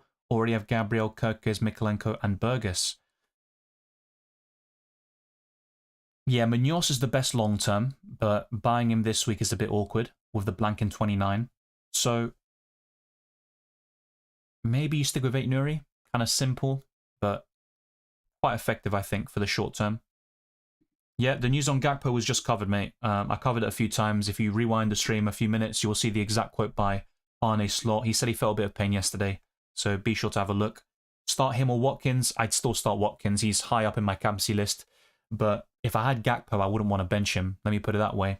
But it's an awkward position. That's why several weeks ago I told people to sell him and get rid of this headache before the Southampton game came about. Mikalenko or Timber? Timber. Start Areola or Sells? Sells. Not much in it though. Shetty says, hello Dylan. I'm considering AM on 31, 33, so wildcard 31 is ruled out. So instead of wildcard and 30, wildcard 29 makes more sense to me. I will have free transfers in Gameweek 29, so I can still get players who are blanking in 29. Right. Yeah, I mean, look, if you wildcard in 29, you'd have free transfers for Gameweek 30. And you can use those to kind of bolster your double Gameweek assets for 32 and 33 and possibly have enough money in the bank to get Oliver Glasner or Eddie Howe at that time. And also enough free transfers to navigate different managers in that period if you choose to make some changes. So yeah, I think Gameweek 29 wildcard makes sense for some people, but that's very team specific and it won't apply to the vast majority. Play Nuri or Gvardiol? I think I'd go for Nuri here, but there's not much in it.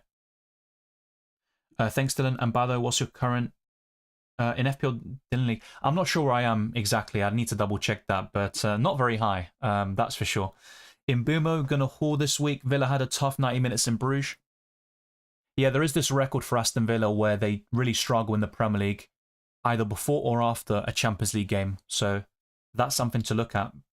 But yeah, I think Mbumo and or Vissa can do very well this week. That's why I'm slightly tempted to buy Vissa and bench Semenyo. That's something that is crossing my mind. I'll probably put a poll out in my channel very soon, or here, so we can go for it.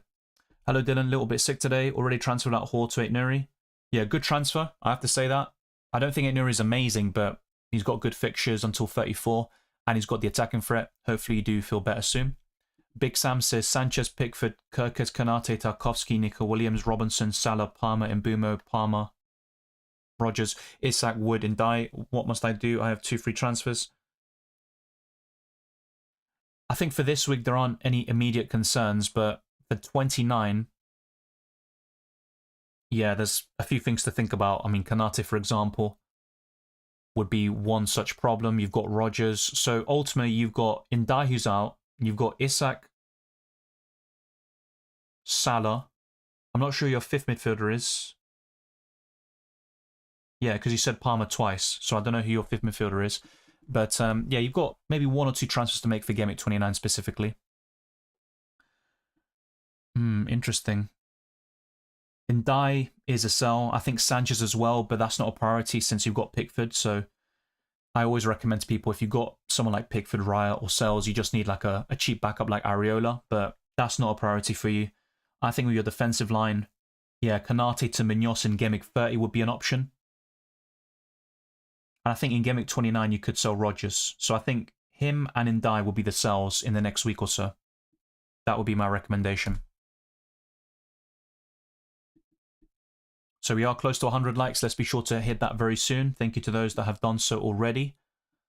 Thank you, Jason, and good luck. Beda AA says, my bench is Hall, Cunha, and Ahmad, and I have Isak and Salah, Trent. Free transfers, roll, or use my free transfers.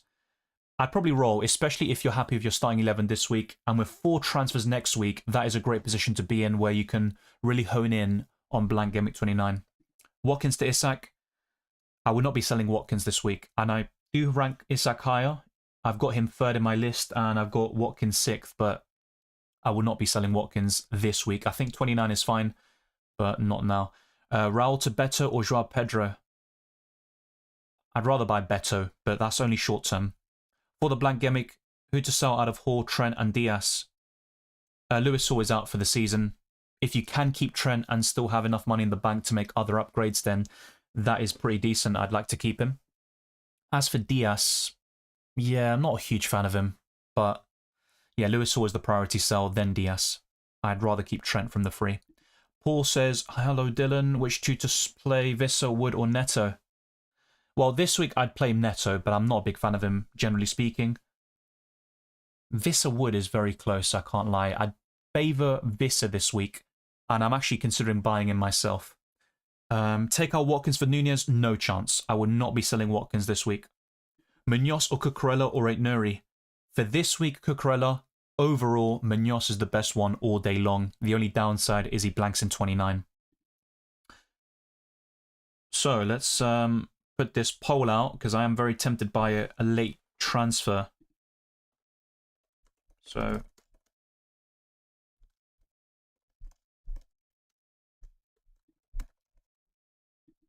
that would be Cunha.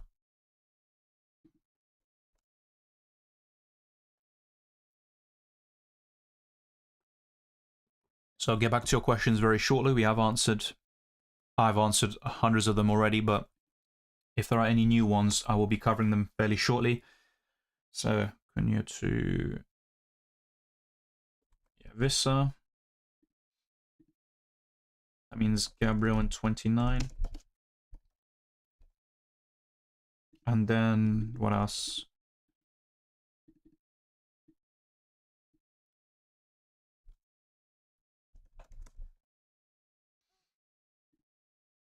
Shite.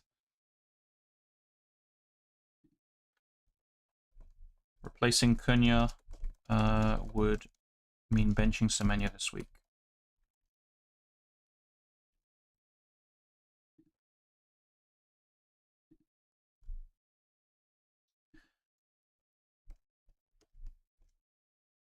Two free transfers in Gameweek 29. Yeah.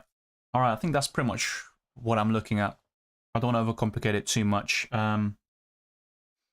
Yeah, I'm not looking at a defender transfer since I've got Mikalenko and Robinson, who's already, that's kind of like a benching dilemma for me this week. But yeah, I think next week I am looking at replacing Veltman for sure. So one of Gabriel, Aitnuri, and long-term, of course, Munoz would be under consideration. If I were to do something like Cunha to Vissa and then buy Gabriel for Veltman, to buy Munoz in 30, I would have to sell Robinson, which isn't too shabby considering Fulham's fixtures, so that's something I need to weigh up. But those are my final transfer plans for those that are tuning in late. I have covered them in my team selection video and throughout this stream with the different graphics as well. So, let's see. Dylan, is Cunha going to drop in price after deadline 28? I can't recollect the Rice and 4 stats you put up earlier.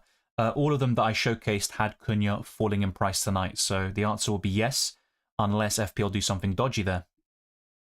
Imbumo, or yes, still a decent pick? Imbumo is a decent pick, of course.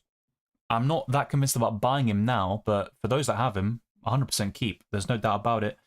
He is 10th in my captaincy list, but only just. I don't think he's a fantastic option on paper, but Aston Villa can struggle defensively at times.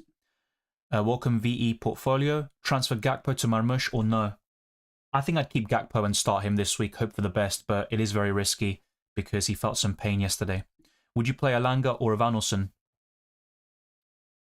Evanilson. Paul says play 2, Wood, Vissa, Neto. Yeah, Neto and Vissa, but I don't like benching Chris Wood. I really don't. Start Munoz or Gabriel? Munoz. Who's the best captain this week, Salah or Palmer? Salah, referred to my captaincy list in the wildcard video and also in this stream. I've shown it a few times.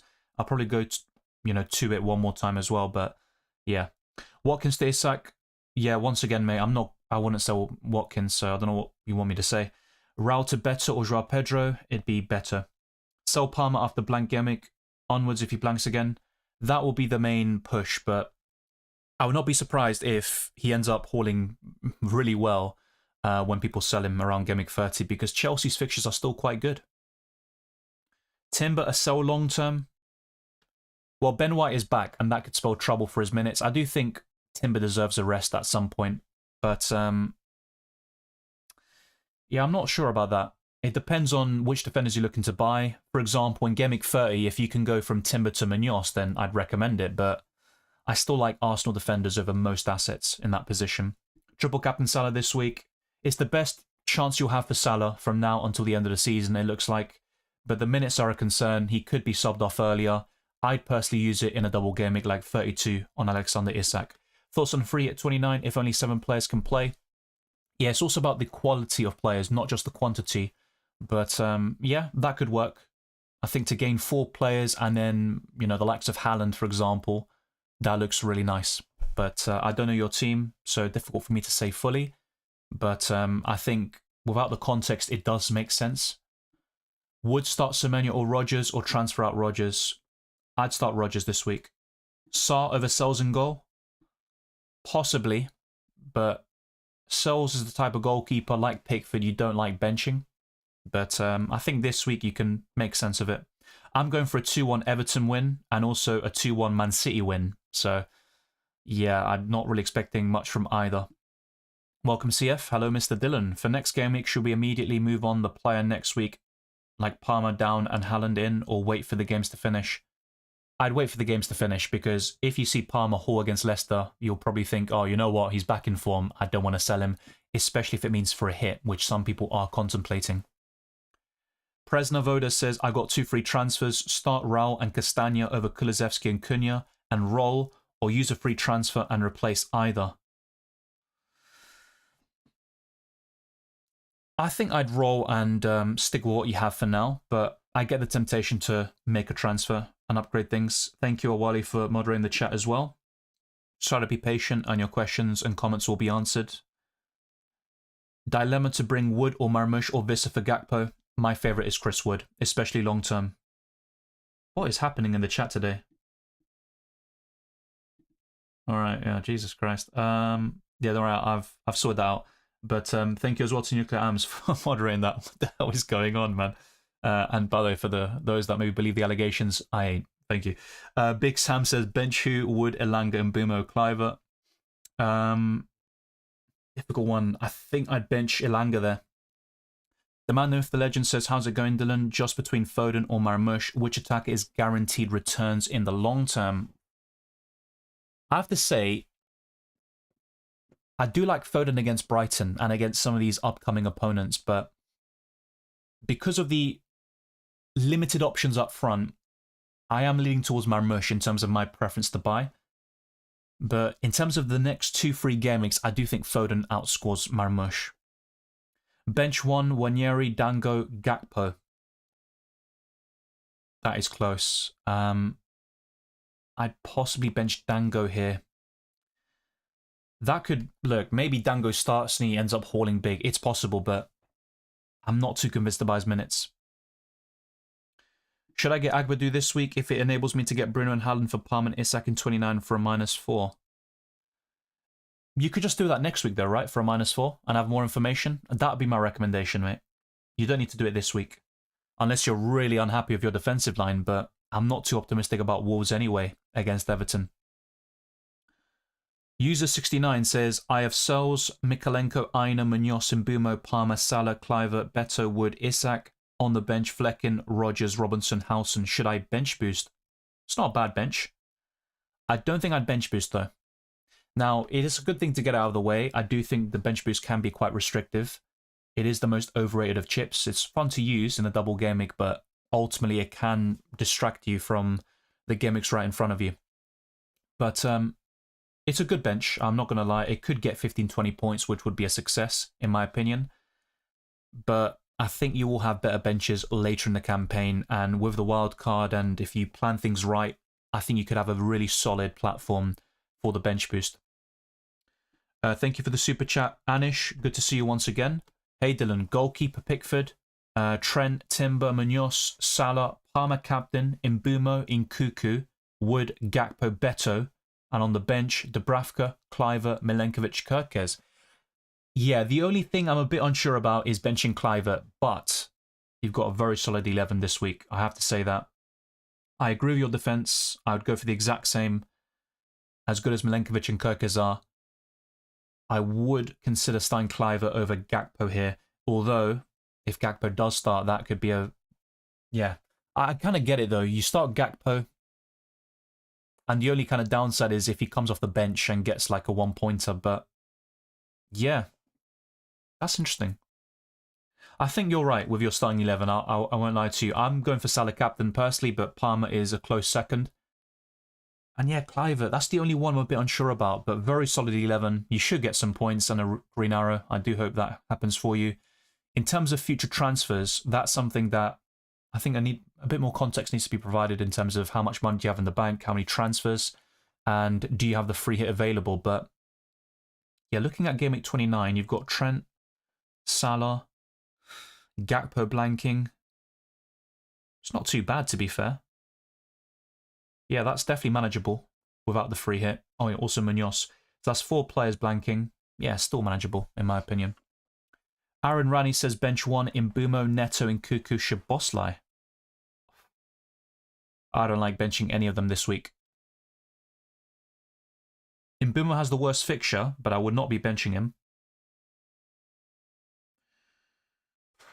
It might have to be Neto, you know, which I don't like saying. Start Kirkes or Robinson. Robinson. Dylan, your second option is confusing. Cunha to Vissa, Gabriel 29. Yeah, so what I mean by that is if I buy Vissa for Cunha, that means I can buy Gabriel, which for me is like the best long-term defender. I get it. It doesn't look too clear in the poll, but that is essentially what it means. If I were to buy Marmoush, for example, I can't buy Gabriel because I would need to make a downgrade elsewhere to get the funds available to buy Gabriel. So in that sort of scenario, I could then buy 8 Nuri, which maybe looks better than Gabriel for Blank Gameweek 29, but long-term, I'd rather have the Arsenal defender. And then, of course, Daniel Munoz could come in for Robinson anyway in Gameweek 30. Alfred says Cunha to Vissa, Beto or Strand Larsen, Vissa. Alex says Hall to Gvardiol or Colwill or Cucurella. My favourite defender long-term will be Gvardiol, so that's my answer. For this week, there's no denying that Chelsea defenders look appealing. I think a clean sheet is possible, but yeah, Gvardiol is the better one beyond Gameweek 28. Hey Dylan, should I start Dango or Rodgers? I would recommend Rodgers, and that's because I think Dango could be benched. Now, to be fair, with Aston Villa focusing on the Champions League against Club Bruges, could they rotate a little bit here and Rodgers is on the bench? It's possible. So this is not clear-cut, but I think I'd have more confidence in Rodgers starting. Triple captain now or in 32? I have all chips left. That's the dilemma, right? Because if, for example, you really want to use the assistant manager around Gameweek 31 to 33, that means you can't triple captain or use any chip in 32. But you could do something like triple captain 32, free hit in 33 or 34, and then wildcard in the other week, and then assistant manager in 36. That could work fairly well for you. You can also free hit in 29, or perhaps you wildcard in 35, and you could also, let's say, for example, use the free hit in 33 or 34, the other week where you don't wildcard. I mean, there's a lot of different ways to play it, or should I say bench boost? I think 33 bench boost looks very good. Yeah, I still think 32 triple captain is my favourite. I can't lie to you. I just think with Salah's minutes, they could be slightly concerning today. Hi D, my starting 11, Raya, Munoz, Gabriel, Trent, Szoboszlai, Mo, Palmer, and Mbumo, Cliver, Wood, and Marmoush. Would you change anything? Got one free transfer. For this week, not necessarily. I think it's a solid platform. But for future weeks, of course, especially 29, you've got a few issues to kind of deal with. I mean, it's not the end of the world, but with one free transfer and 4 players blanking in 29, it might be best to roll and then have 2 available moves to really bolster and optimize your Blank Gameweek 29 prospects. Any differentials?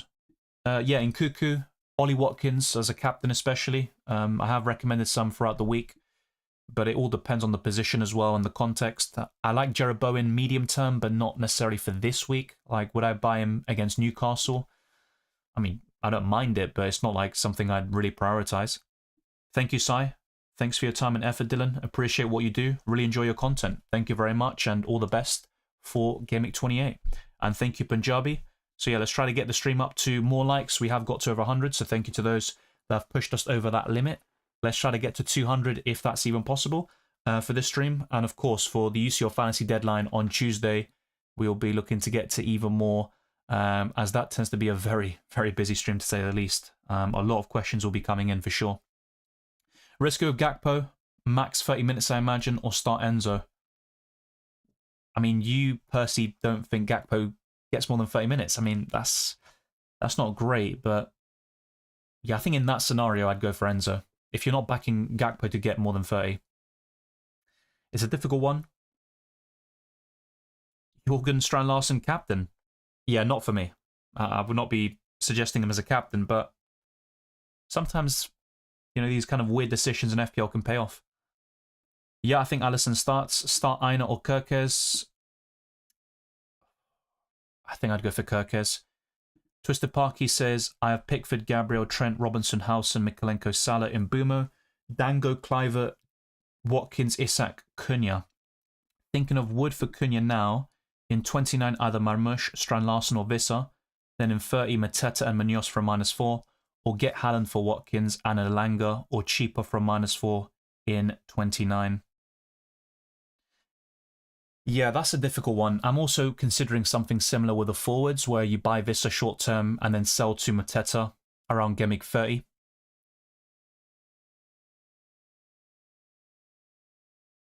I think I'd go for the Haaland route for a -4 here in 29, which you say. Because I do like Watkins this week, but that looks very solid. I like Elanga as well, against Ipswich Town away. Decent budget midfielder. Yeah, busy day, Baraf, indeed. It always is in deadline. Anish says, thinking Palmer to Bruno and Gakpo to Haaland for 29. Yeah, that looks very solid, and Bruno with an appealing fixture. United are very inconsistent, but Bruno is a bonus points machine. And Haaland in for Gakpo is a massive upgrade. Just be careful about the rest of your team. Are you happy with it by getting Haaland in? That's something to think about as well. Alex says, Gavardio is my favourite to see through to the wildcard in 31. Thanks, Dylan. Great content. Keep up the good work in the Champions League too, mate. Thank you very much. And yeah, there is more videos headed your way. The best limitless squad has been released overnight. And the best wildcard team and my own team selection will be out very shortly. Play Wanyeri or Joao Pedro, says Matias. Joao Pedro. Is Alisson to sells worth it? I will not be doing that personally. I haven't seen any lineup which has Kelleher in there. Now, could it happen? Yeah, it could, but I'm not sure if it's worth a goalkeeper move. I mean, I get the logic because Alisson blanks in 29, and let's say if he does, get benched here, he'd probably end up saying, I should have gone for the goalkeeper move, and that would have been the best transfer long term. But I don't think the ceiling is that high in terms of gains from that potential transfer. Rodgers or Wanyeri? Rodgers. Haaland versus Marmoush, Blank Gameweek 29. If money is no issue, I'd go for Haaland. But that's the problem. Kanate, Williams, Kerkez, Robinson, Tarkovsky, bench Robinson and Williams. I would bench Kerkez. I'd bench Kerkez and Williams, yeah. Yeah. Roll or use my free transfers. And who to buy? I'm 6k overall. Yeah, but I don't remember your starting 11, which you might have posted in the other comment, but yeah, if you're happy with your 11, I'd suggest rolling, and I believe I did suggest rolling earlier, if I'm not mistaken, to your specific question. And then with 4 free transfers, you're in a great position for Blank Gameweek 29. Nathaniel says, should I start Tosin over Aina Howson? He looks like a rotation risk now that Fofana and Badiashile is back. There's up against Leicester. Yeah, I'd chance it. I think is a higher floor against Leicester. I don't think Chelsea have a great clean sheet record against the Foxes, but yeah, I'd go for Tosin. Long term, though, I would be selling for sure. Rodgers or Marmoush? Rodgers this week, I think. Hi, Dylan. In a tough situation here. My team is Raya, Pickford, Trent, Robinson, Kerkez, Aina, Hall, Salah, Szoboszlai, Mbumo, Palmer, Diallo, Wood, Indai, Raul, 5 free transfers and all chips left. What would you suggest? So you've got 2 excellent goalkeepers, but I'd also think you don't need both of them. I think one's enough. Your defensive line is very solid. Of course, Lewis Hall is out for the season. He's the one that should be prioritised in terms of selling. Diallo is out for pretty much the entire campaign. He might be back towards the very end, as I covered earlier. Indai's also out. So those 3 are really the ones you should prioritise selling. But then, yeah, you've got 5 free transfers.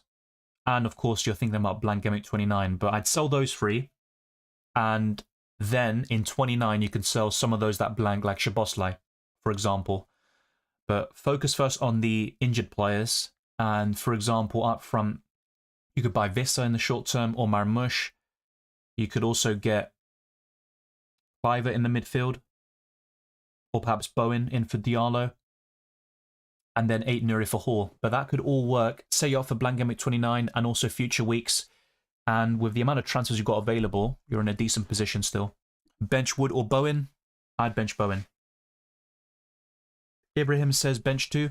Tarkovsky, Arnold, Kirkes, Robertson, Aina. Yeah, I'd bench Kirkes and Aina. So I would start Tarkovsky, Trent, and Robinson. Pick 2 of Marmoush, Vissa, and Joao Pedro. I would go for Vissa and Joao Pedro this week. Yeah, Beto, you are repeating yourself quite a lot, I can't lie. Neto or Nkuku? Nkuku. Neto and Cunha to Bowen and Vissa already, having Mbumo, or Neto and Cunha to Larson and Bowen? Bowen and Vissa. Decent options overall. Is this the week to go differential with the captaincy? Will it be a big swing if Salah's benched and Palmer Hawes? Well, if Salah's benched and doesn't play a single minute, then it doesn't matter, right, for a lot of people. But you could be right. It's just, I still think Salah starts, and every single lineup I've seen has Salah starting. But, yeah, I get it. I think maybe this week might even be more appealing for the captaincy on Palmer than it would have been against Southampton last week. Difficult to say, but yeah, there are opportunities to go against Salah. I have said that before, but even against City, for example, a couple of weeks ago, Salah still done the job and matched the likes of Mbumo when people were celebrating those points. I'm not sure if this is the week to go differential, but I get your argument and your question. It's definitely valid. Marmoush or Haaland covered. Start Rodgers or Dango. Rodgers there. If I go Haaland, I might not get Mateta in 30, just Munoz, and get Mateta a bit later. Yeah, I get that. The thing is, though, with Mateta, he might be eased back into things. I know he's so important for them, but yeah, that's definitely a difficult one when deciding what is the best route. That's why leaving this decision until Blank Gameweek 29 might be on your best interest. You think Rashford will start? I'm not sure about that. Yeah, I'm not sure. With Aston Villa, I think they're very difficult to predict up front, except for Ollie Watkins and Rodgers for now. Start Pedro or Rodgers. Pedro. Bench Mikolenko or Kirkes. I'd bench Kirkes. Larkin says Cunha to Marmoush, Beto or Vissa. My favourite in the short term is Vissa. I'm considering a very similar move myself. Yeah, I showed my Blank Gameweek 29 squad earlier with provisional transfers like Gabriel and Vissa, but it could be Aït-Nouri or somebody else. Play Wood or Gakpo. I'd chance on Gakpo, but I don't like benching either of them. In Gakpo's case, because of the fixture, and Chris Wood because he's so consistent. Which one to bench, Cliver, Isak or Wood? I would not be benching Isak for sure. In this case, I'd consider benching Chris Wood, but I don't like it. Aït-Nouri or Semenyo for Blank Gameweek 29. I have only 3 Gameweek 29 midfielders and players. Midfield players, I'm guessing that is. Yeah. Probably Aït-Nouri. Mikolenko or Kirkes? Mikolenko. No, Mateta's out. That's been covered all week. Oliver Glasner said from the very beginning, after the FA Cup win over Millwall, that Mateta will definitely miss Ipswich Town, or the Ipswich Town game. Thanks, appreciate it. What's the best chip strategy you would suggest with all of them left? I mean, context is also very important. I've said this before, but something like triple captain 32, bench boost 33, assistant manager Gameweek 36, and wildcard 35 works pretty well actually. And you can free hit, yeah, either 29 or 34. I think, yeah, that's probably what I'd suggest. Dylan, can you help me sell Mateta for Vissa or Roll? I have 5 players blanking next week, 1 free transfer this game week, and 1 on the next. You could roll the transfer and do this sort of move next week, but the problem with that is you might want Mateta back as soon as game week 30. That's the issue with maybe waiting a little bit, but yeah, I'd probably roll if you're happy with your 11 this week. Ahmed says, Dylan seems to be busy today, so chat needs to bench one of Wood. Well, mate, I'm trying to answer as many questions as possible. It's not like I'm, blanking you. From those 3 players, I would bench Rodgers. And to be fair, a lot of these questions are quite similar to what I've answered before, so yeah, I think I've been quite consistent on that particular topic. Ali says, hey Dylan, bench one of Aït-Nouri, Gabriel or Dango. I'd consider benching Aït-Nouri this week. but I'm not sure if Dango starts. Raya or Henderson? Might be unpopular, but I'd suggest Raya. Start Vissa or Semenyo? Yeah, I would start Vissa over Semenyo. That's why, if I were to buy him, Semenyo drops to the bench for me. And thank you very much. Good to see you, Ignacio. Grande Dylan. Como ves Bowen por Szoboszlai y arriba? Vissa, Isa, Cunha por Wood, -4. No me gusta vender a Bowen por Szoboszlai, o creo que en este caso sería Bowen como transferencia, ¿no? Y vendes a Szoboszlai, pero no lo haría esta semana. Mantendría lo que tienes ya. Y sí, me gusta Chris Wood por Cunha. Para mí tiene mucho sentido y es el mejor delantero hasta el fin de la temporada. Start Trent o Gabriel? Trent. Bench 1, 8 Nuri, Mikalenko, Dango. Mikalenko. Liam Campbell says, hi Dylan, bench 1, Jimenez or Elanga. I would bench Elanga. I think I covered this already, Ali. Yeah, I just covered it now. In Marino, Sarr and Wood and Ketia. Not a big fan of Marino and all Arsenal attackers still. I think Wanyeri for the price is still absolutely fine. But I also don't like Sarr too much. I think the saving grace is the fact he doubles in 32. Difficult one to say, but Sarr does blank in 29 as well. I'd go for Marino and Chris Wood. Gakpo or Joao Pedro? I'm not sure if Gakpo starts, to be fair. I'd chance on Gakpo, but it's risky. I have to say that now. It's either going to be like he starts and you're really happy with it, or he's, you know...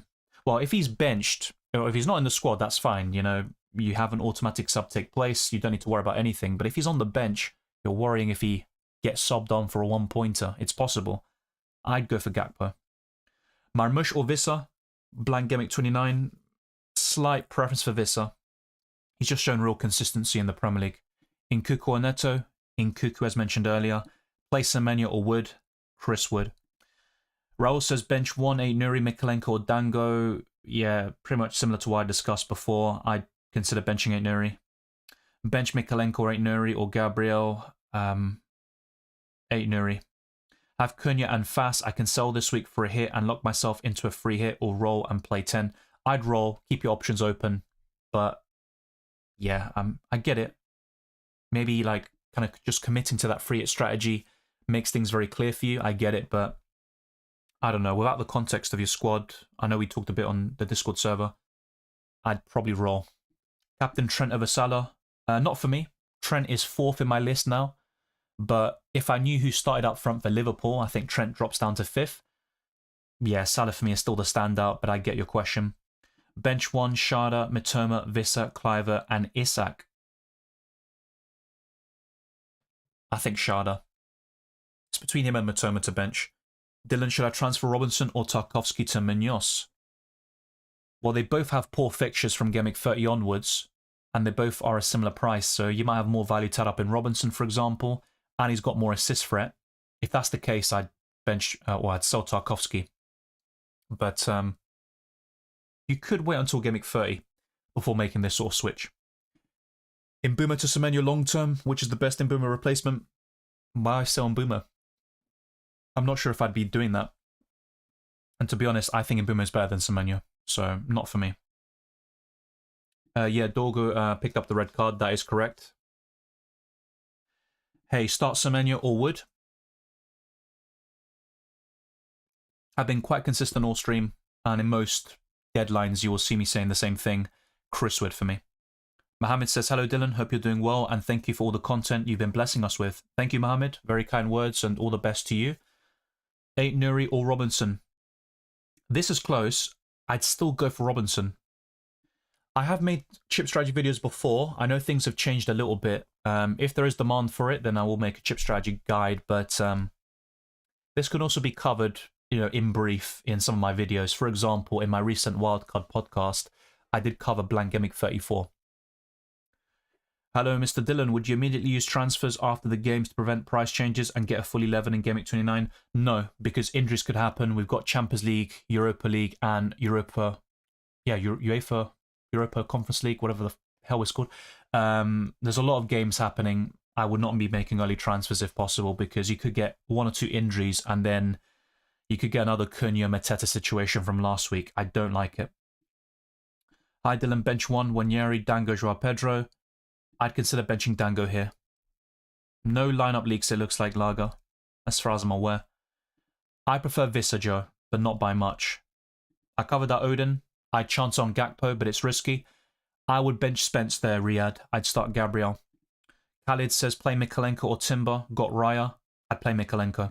Crispy Whiskers says, hey Dylan, is it worth triple captaining Salah? It is, but look, his minutes are going to be slightly risky. So if it's me, I'd suggest using it in Gameweek 32 on Isak, but maybe you want to use the assistant manager around that time. So it is team dependent and you might have different plans, but my advice is to use it later in the season. And I've been quite consistent. I would have used it in 24-25, of course, but from what you have left, I think 32 looks pretty decent. So yeah, if you haven't already, drop a like. We are close to the end. We've got less than 5 minutes until the deadline. Also subscribe to the channel. We are pushing towards 33,000 and there is more UCL Fantasy and FPL content headed your way. Perhaps tonight there will be a reaction stream. And of course, for the wildcard and team selection videos for UCL Fantasy, they will be published by the Monday. And on Tuesday, there is yet another deadline stream, but that time it would be for UCL Fantasy. Nuri in for Greaves. Yeah, that's a decent transfer. Was fully planning on rolling this week, but then talked myself into Hall and Dango to Nuri and Bowen. That looks very good, to be fair. And with Dango's concerns and Hall out for the season, that looks pretty solid, actually. Hi Dylan, Cunha and Mateta to Wood and Pedro for a -8, or I just...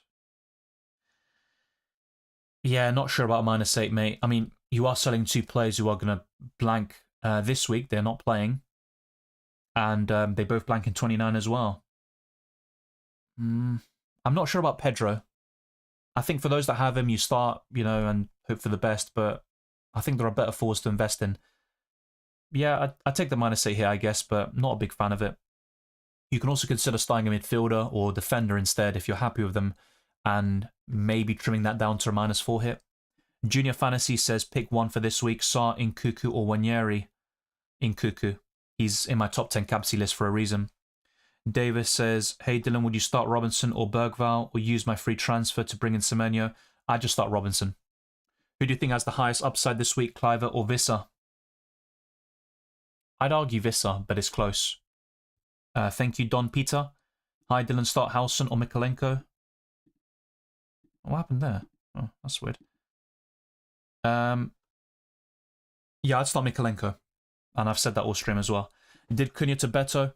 Short term, that's a decent move. So I'm not against it. Play Aina or Kirkes. Kirkes. I think both of them can see 2 goals. Then I look at attacking potential. And I think Kirkes offers more. Path says Gabriel, Robinson, Mikolenko. Which one to start? I'd go for Gabriel. Should I play one of the above defenders in place of Dango as well? Possibly Mikolenko. But yeah, I'm kind of conflicted about Mikolenko Robinson. That could go either way. But I'd start Gabriel from the free. Nick says play 2 of Borro, Joao Pedro, Beto, Nuri. Joao Pedro and Beto.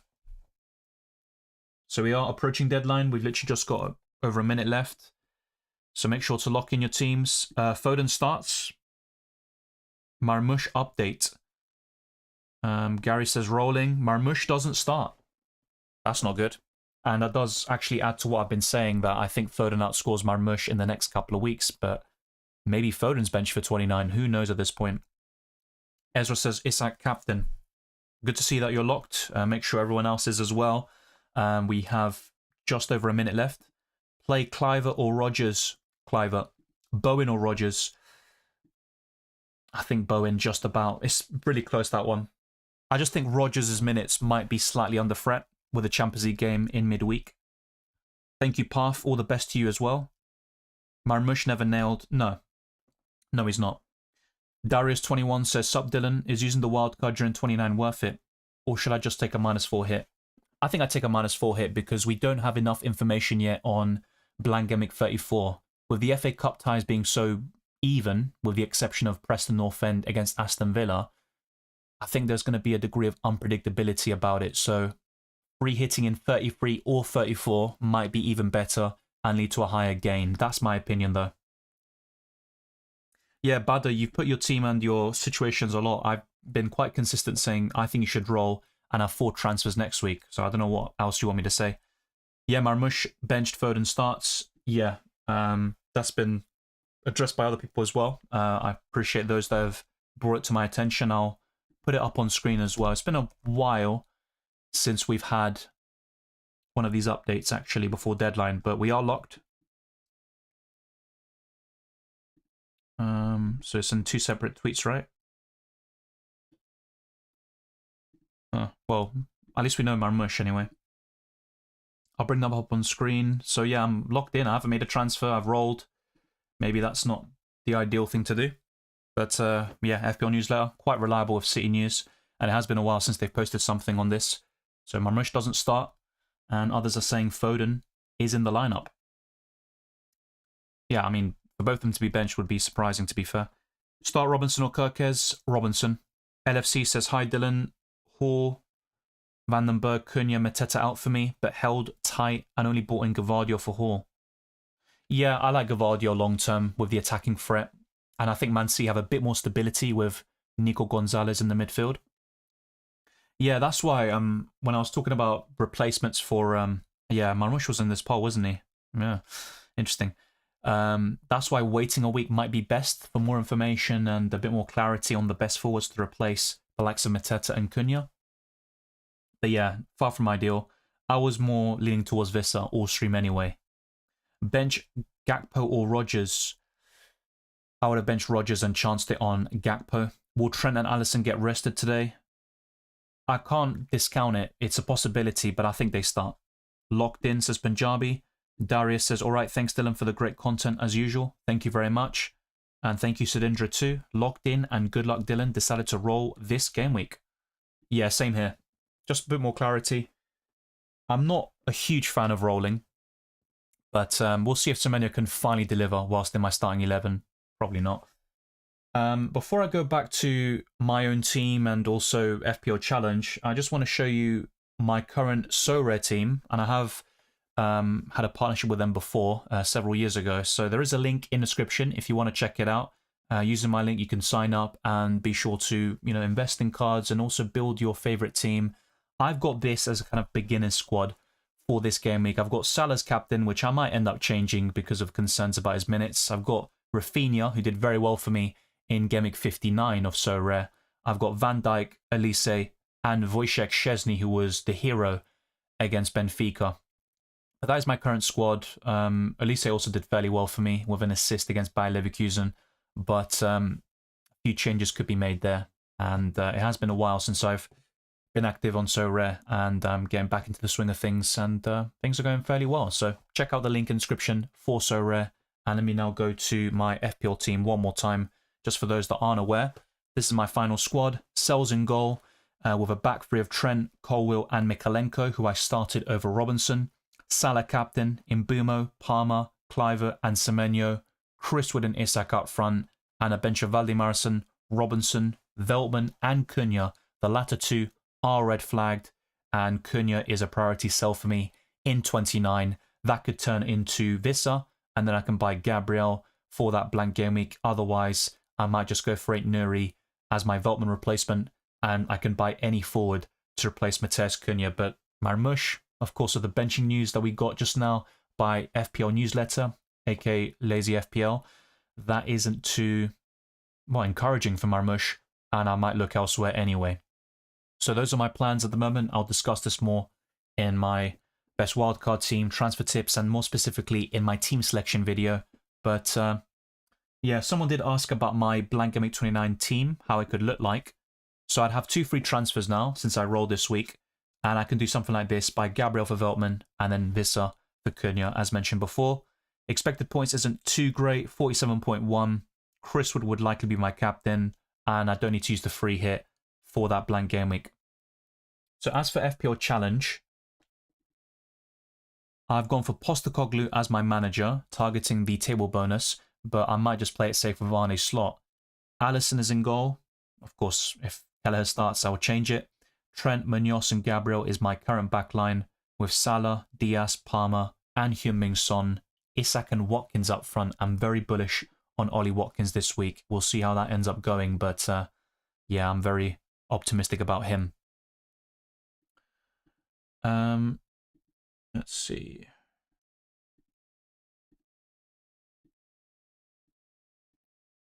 So yeah, this week for FPL Challenge, there is, well, the challenge itself is managers get double the amount of points. Is that updated, by the way? I don't think it is. I thought I updated that. Or did I get 66 last week? I'm pretty sure I got 101. Yeah, I did. All right, yeah, just might have to quickly change that. All right, okay, I see. I see. Okay. I'll quickly change that now whilst I'm live, and then I'll show you my predictions once more. Feel free to put yours in the live chat too. Drop a like even if you're on your way out. Subscribe to the channel, and keep your eyes peeled for more UCL Fantasy and FPL videos and live streams over the weekend. There is a lot headed your way, not just for this weekend, but also over the next week. So let's update my FPL Challenge score, because I didn't get 66. That was like a few weeks ago, I believe.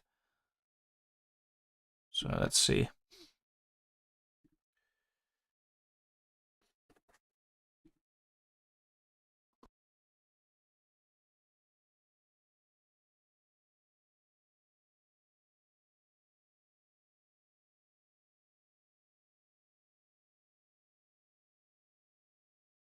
All right, there we go. That's been updated. And also your FPL Challenge teams, if you want to discuss that. Do you have a clear preference between Postecoglou or Arne Slot? Let me know. And before I go quickly back to your questions, let's just go through the predictions one more time. So I've gone for Nottingham Forest 1, Manchester City 2, Brighton 1, Fulham 1, Crystal Palace 2, Ipswich Town 1, Liverpool 3, Southampton 0, Brentford 2, Aston Villa 2, Wolves 1, Everton 2, Chelsea 3, Leicester 1, Tottenham 2, Bournemouth 2, Manchester United 1, Manchester United 0, Arsenal 1, West Ham 2, West Ham 2, Newcastle 3. I'm going to go sleep after this. But yeah, those are my predictions. And yeah, feel free to put your thoughts as well. Thank you as well, Juniper. All the best. How many minutes do you think Gakpo gets? Difficult. It all depends on how he feels. He felt some pain yesterday, or technically on Thursday. That's when what Arne Slot was referring to. I think if he starts, he'll get around 65, 70, but that's a big if. I think it might be a case of he either starts or doesn't play at all, and that would be the ideal scenario for Gakpo owners, of course. Enjoy the weekend as well, Lager. I predict Kelleher and Bradley start against Southampton today. Yeah, it's possible, and if that's the case, I'll have them in my FPL Challenge team. But yeah, Connor Bradley, he was an injury out. I mean, he's just come off the back of an injury, isn't he? Have we got any updates on him specifically? No, I think he's not available, by the way. No, he's not available. Keller could start. But yeah, Bradley, I'm not sure if he's actually there. Is he? No, yeah, Bradley is, yeah, he's still unavailable, mate. So it should be Trent starting. That's why he's quite high up in my captaincy list. Rod for 2 transfers in 29. Last minute swap, Kirkes in for Robinson. Triple Bournemouth starting. Hopefully that goes well. I've got a double up there. Yeah, and I've also got Robinson on the bench. It'd be typical, right, for him to haul now. Harry says, very lucky position to roll the transfer. Fortunate to own none of the casualties from last week. But Isak, who should be okay. Yeah, Isak is no longer flagged, and it was just fatigue. He's absolutely fine. Tobias Play says, hi, my name is Praveen. I captain Palmer over Salah. Yeah, it is okay. Now, could it backfire? Absolutely, but it could also work out well. And Salah's minutes aren't exactly the most secure this week, so it's not a bad time to go against him, even though he is facing the worst team in the league. Palmer is facing the second worst, so it's not that bad. Start Wood or Enzo? Wood, but the deadline is closed. Good luck, Wei Seng. Especially Liverpool defenders tied against PSG attack last Tuesday. Oh yeah, they were under the cosh. They got a smash and grab win there for sure. Let's have a fun and enjoyable Gameweek 28 besides what happens in FPL. Oh yeah, that could definitely go tits up. If Marmoush is benched, who's on the wings for City? Well, it looks like he is benched. The source is very reliable. Well, Doku has been in great form recently. You'd back him to start, and it could be Foden on the right, to be fair. There's a few options City could do. They could play Bernardo, although I don't think City fans would like to see that. Started Wood instead of Wanyeri. Yeah, I would have done the same thing. Thank you, that travel thing. Great content as usual, Dylan. Good to see you as always. Thank God I changed my mush to Strand Larson. Nice. Nicely done. Twisted Parky says Nottingham Forest 1, Man City 2, Brighton 2, Fulham 1, Crystal Palace 1, Ipswich Town 0, Liverpool 4, Southampton 0, Brentford 2, Aston Villa 1, Wolves 0, Everton 2, Chelsea 3, Leicester 1, Spurs 1, Bournemouth 2, Manchester United 0, Arsenal 1, and West Ham 2, Newcastle 1. Yeah, some of our predictions are the exact same, but of course you've gone for a Brighton win. I need to check that stat. Surely you've beaten them before in the Premier League, but you're on like a winless streak against them. Maybe now's the time to put things right with your good form recently. And then, yeah, I think the main change is you've gone for a West Ham win. I've gone for Newcastle, but I am less confident in Newcastle with their injuries and suspensions. Let's check that that Brighton Fulham record. Let's see. Oof, yeah, Fulham have 6 wins and 4 draws in the last 10. That's, wow, it's quite surprising. Maybe now is the time to put things right. All right, let's answer a few more questions and call it a day. I could be back for the reaction stream tonight if you want to see that. Quanta could start for Konate or Virgil. Yeah, that's possible. Yeah. Dylan, if you want to go table bonus, I think Potter's better. Oh, yeah, true. True. That's the other table bonus manager I've forgotten about. Yeah, that's true. Graham Potter. So there's 4 managers eligible for table bonus this week. Yeah, Potter, Van Nistelrooy, Juric, and Ange Postecoglou. Yeah, that's a good shout. Would you transfer out Palmer and a forward to get Haaland in 29? Yeah, if you're happy with the rest of your team, I'd consider it for sure. Yeah. And the good thing about it is Haaland is arguably the best captain in Gameweek 30 against Leicester at home. Yeah, Doku left wing, Foden, yeah, and then Savio. Yeah, that's pretty much what you'd expect. That's true. Yeah, Marmoush isn't starting, apparently. I covered the news, or the leaked report by Lazy FPL. They're typically spot on with Man City. It's probably smart from Pep considering how Forest play at home. I mean, yeah, you can't really doubt Pep, can you? Have Alisson Fabianski hope Alisson starts? I think he will, but that's one of the possible changes you could see, of course. Bought in Ketia for Cunha last minute and benched Semenyo. All the best. I think that's a nice short-term punt. Yeah. It crossed my mind, I will admit, but Nketiah is very streaky, so you'll kind of hope that he's going to build upon the last couple of games where he has scored. Wait, so Grealish is still in the doghouse for some reason? It's unreal how far he's fallen down the pecking order at City. That Doku starts over him. I mean, Doku's a decent player. I mean, one-on-one, he's one of the best wingers in the Premier League, and he's been on great form in the last couple of matches. But yeah, Grealish had a decent season in the treble-winning season. Yeah, apart from that, it's been very mixed bag. Wonder when everyone will have Haaland again? Well, everyone no. And my main issue with that is the rest of my team doesn't look great. It means a big sacrifice. When I was building the best wildcard squad for Gameweek 28, there was like a big dilemma I had of Palmer and Isak or Haaland and Wanyeri, and I'd still go for Palmer and Isak, to be fair.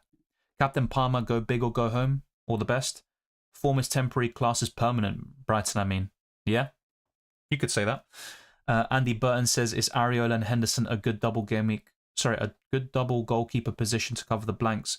You don't need a really expensive goalkeeper or having 2 rotational options. I think that's fine, what you've said. Ariola in 29 facing Everton. Yes, not the worst. I think that could work.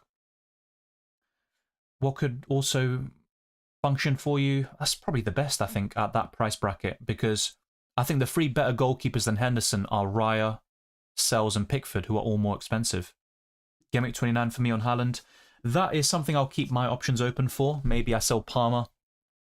But it's just with Veltman out and Cunha, I don't know. I'd rather sell Veltman in my case. I think it's going to vary depending on your team situations. Maybe I take a -4 hit for Blank Gameweek 29 and buy Haaland.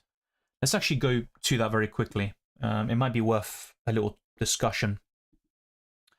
So if I were to get Haaland instead of Visser, so let's do something like this.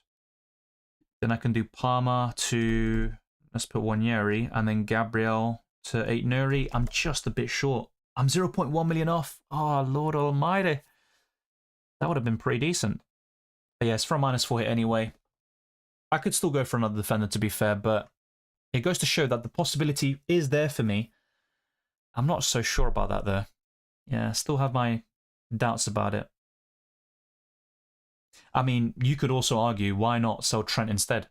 But it just seems like getting rid of Palmer and Trent, not too sure about that long term, but interesting discussions to be had. West Ham are keeping clean sheets at the moment, seem to have gotten better. I'm still not fully convinced, to be quite honest with you. Against Leicester, that was almost a guaranteed clean sheet with the way they're playing. Against Arsenal, that was the surprise. I do think the Gunners were terrible and West Ham were very well organised on the day. I don't think they keep one against Newcastle. I don't. I predict Mamrush will go on around 70 minutes. Yeah, it also depends on game state. Dylan, can you do a poll? Potter, Ange, and 2 others for AM? Yeah, I mean, it probably won't get many votes, but why not? So Roll the Transfer did end up winning this poll with almost half of the votes. In second was Cunha to Visser, and Cunha to Mamrush in third with a quarter of the votes. But of course, we did get the leaked news of Marmoush being benched. So let's see if I can start a poll. Who is your favourite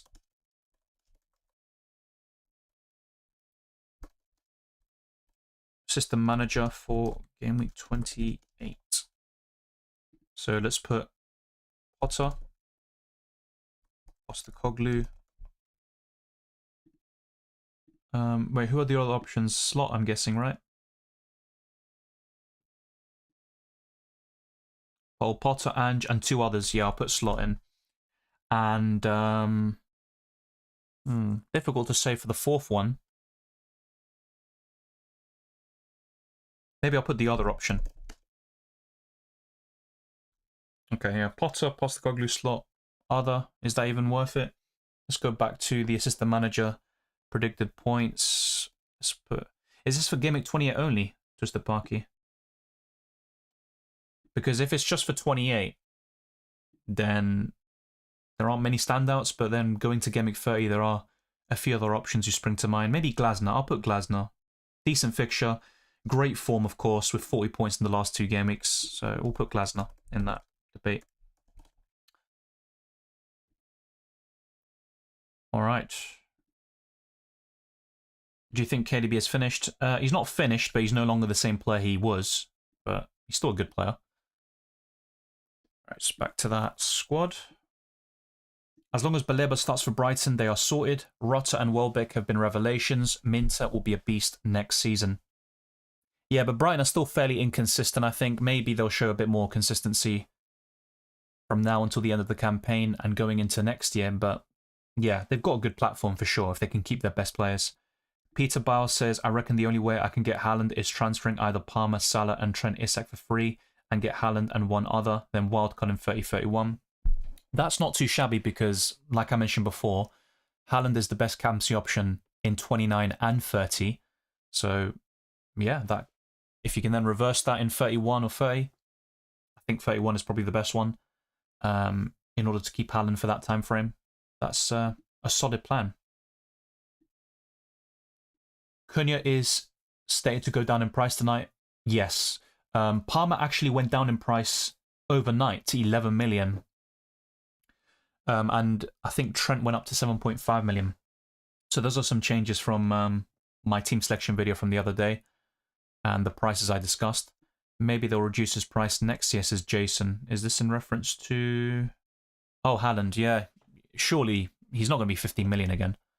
If they bring Haaland's price down, it'll make the game even more interesting. I agree. Wait, who would you get in for 8 Nuri, Dylan? Don't do it. Well, it's Veltman, who's injured, and he's facing Man City away in 29 anyway. So it's not like I'm selling a good asset. My preference would be to buy Gabriel. to be quite honest with you.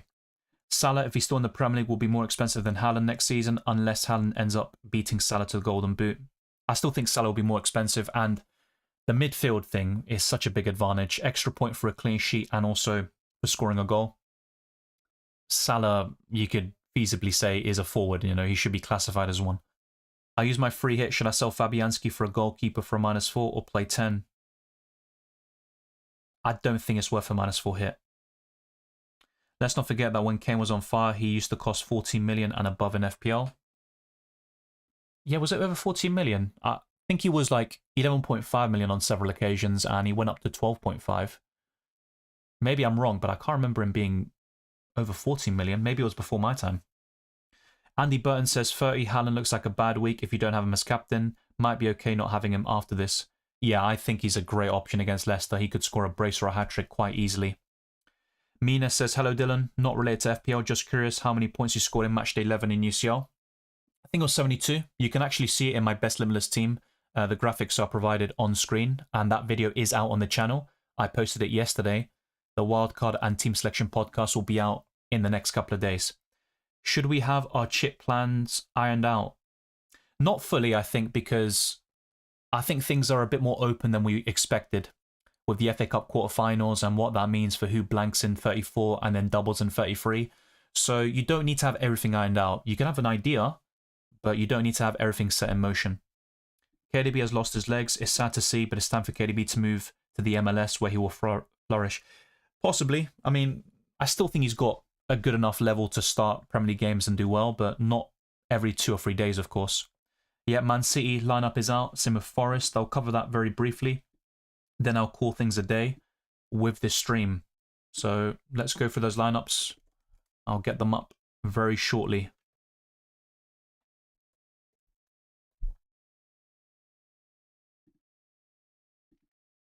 Okay, let's bring up Man City's lineup. So it looks like the leak news was true, which isn't too surprising. Very reliable source, FPL newsletter, aka Lazy FPL. So, this is the lineup. Ederson in goal, Mateus Nunes, Kusanov, Diaz, Gavardio, Nico Gonzalez, Bernardo Silva, Savio, Foden, Doku, and Haaland. On the bench, you've got Ortega, Marmoush, Kovacic, Grealish, De Bruyne, Gundogan, Reece, O'Reilly, and Lewis. And now let's get the home team up and see if there are any shocks for Nottingham Forest.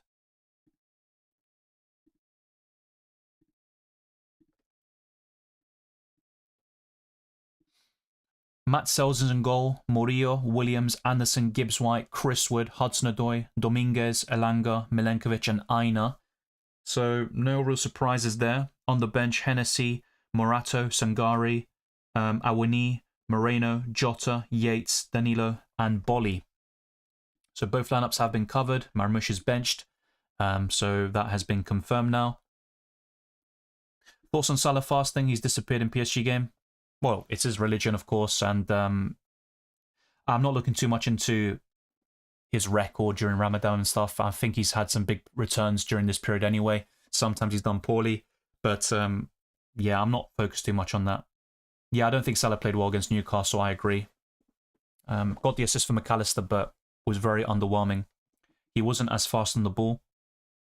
Elanga versus Nunes in today's game could be a feast day for Elanga, possibly.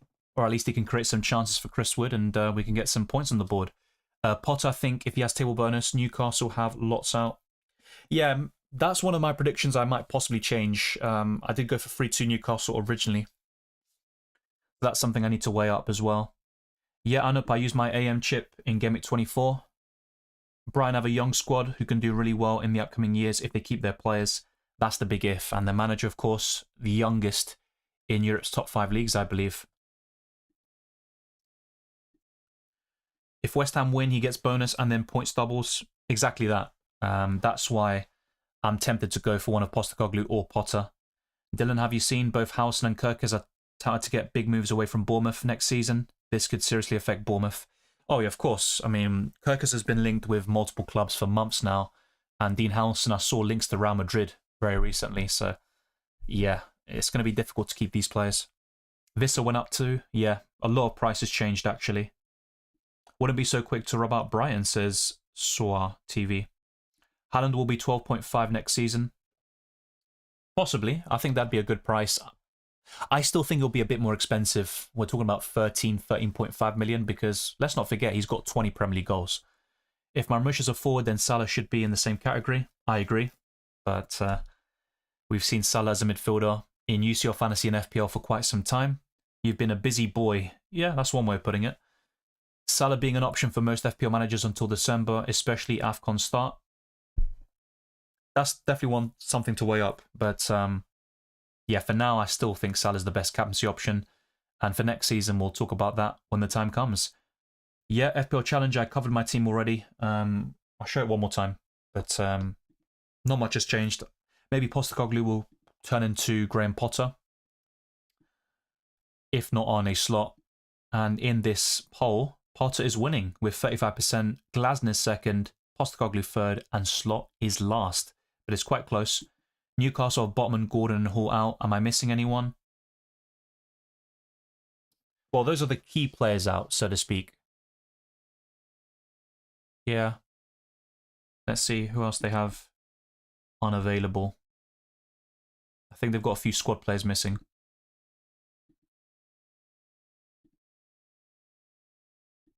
Yeah, Lascelles, of course, as an option on the bench. Trippier, injured.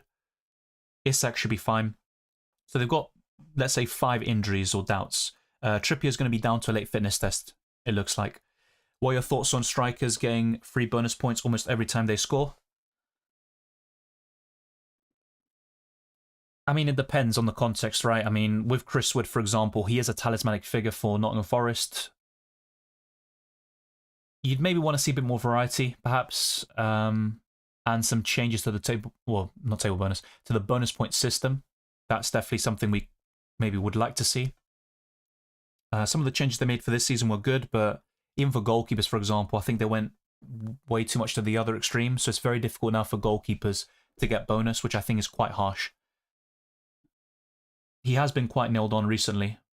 Yeah, with the form he's in, he'll start most games, but there will be the odd occasion where he's benched. The same goes for Hudson-Odoi. We saw that earlier this season. We're scouting for a 5.2 and under mid. The 29 Enzo, Hudson-Odoi. Is there anyone else in this price? Wanyeri for me would be my favourite. And out of those two, Hudson-Odoi over Enzo. Twisted Parky says, I looked into it. Benzema, Salah and all the others over the past have had a drop-off by fasting, but it's not that significant. I mean, it's quite natural, right? I don't even know how they perform at elite high-level sports whilst fasting, but yeah, it's to be expected, you could say. I still think Salah will do well against Southampton if he starts. Andy says, Ramadan was explained to me like jet lag. You get used to it in 2-3 days from people who train and practice. Yeah, of course. I mean, ultimately, when you do something consistently, your body gets used to it. But yeah, it's still obviously a little hindrance. It's going to pose another challenge and obstacle. In terms of performance, Salah will perform, but possibly stamina will be an obstacle for him.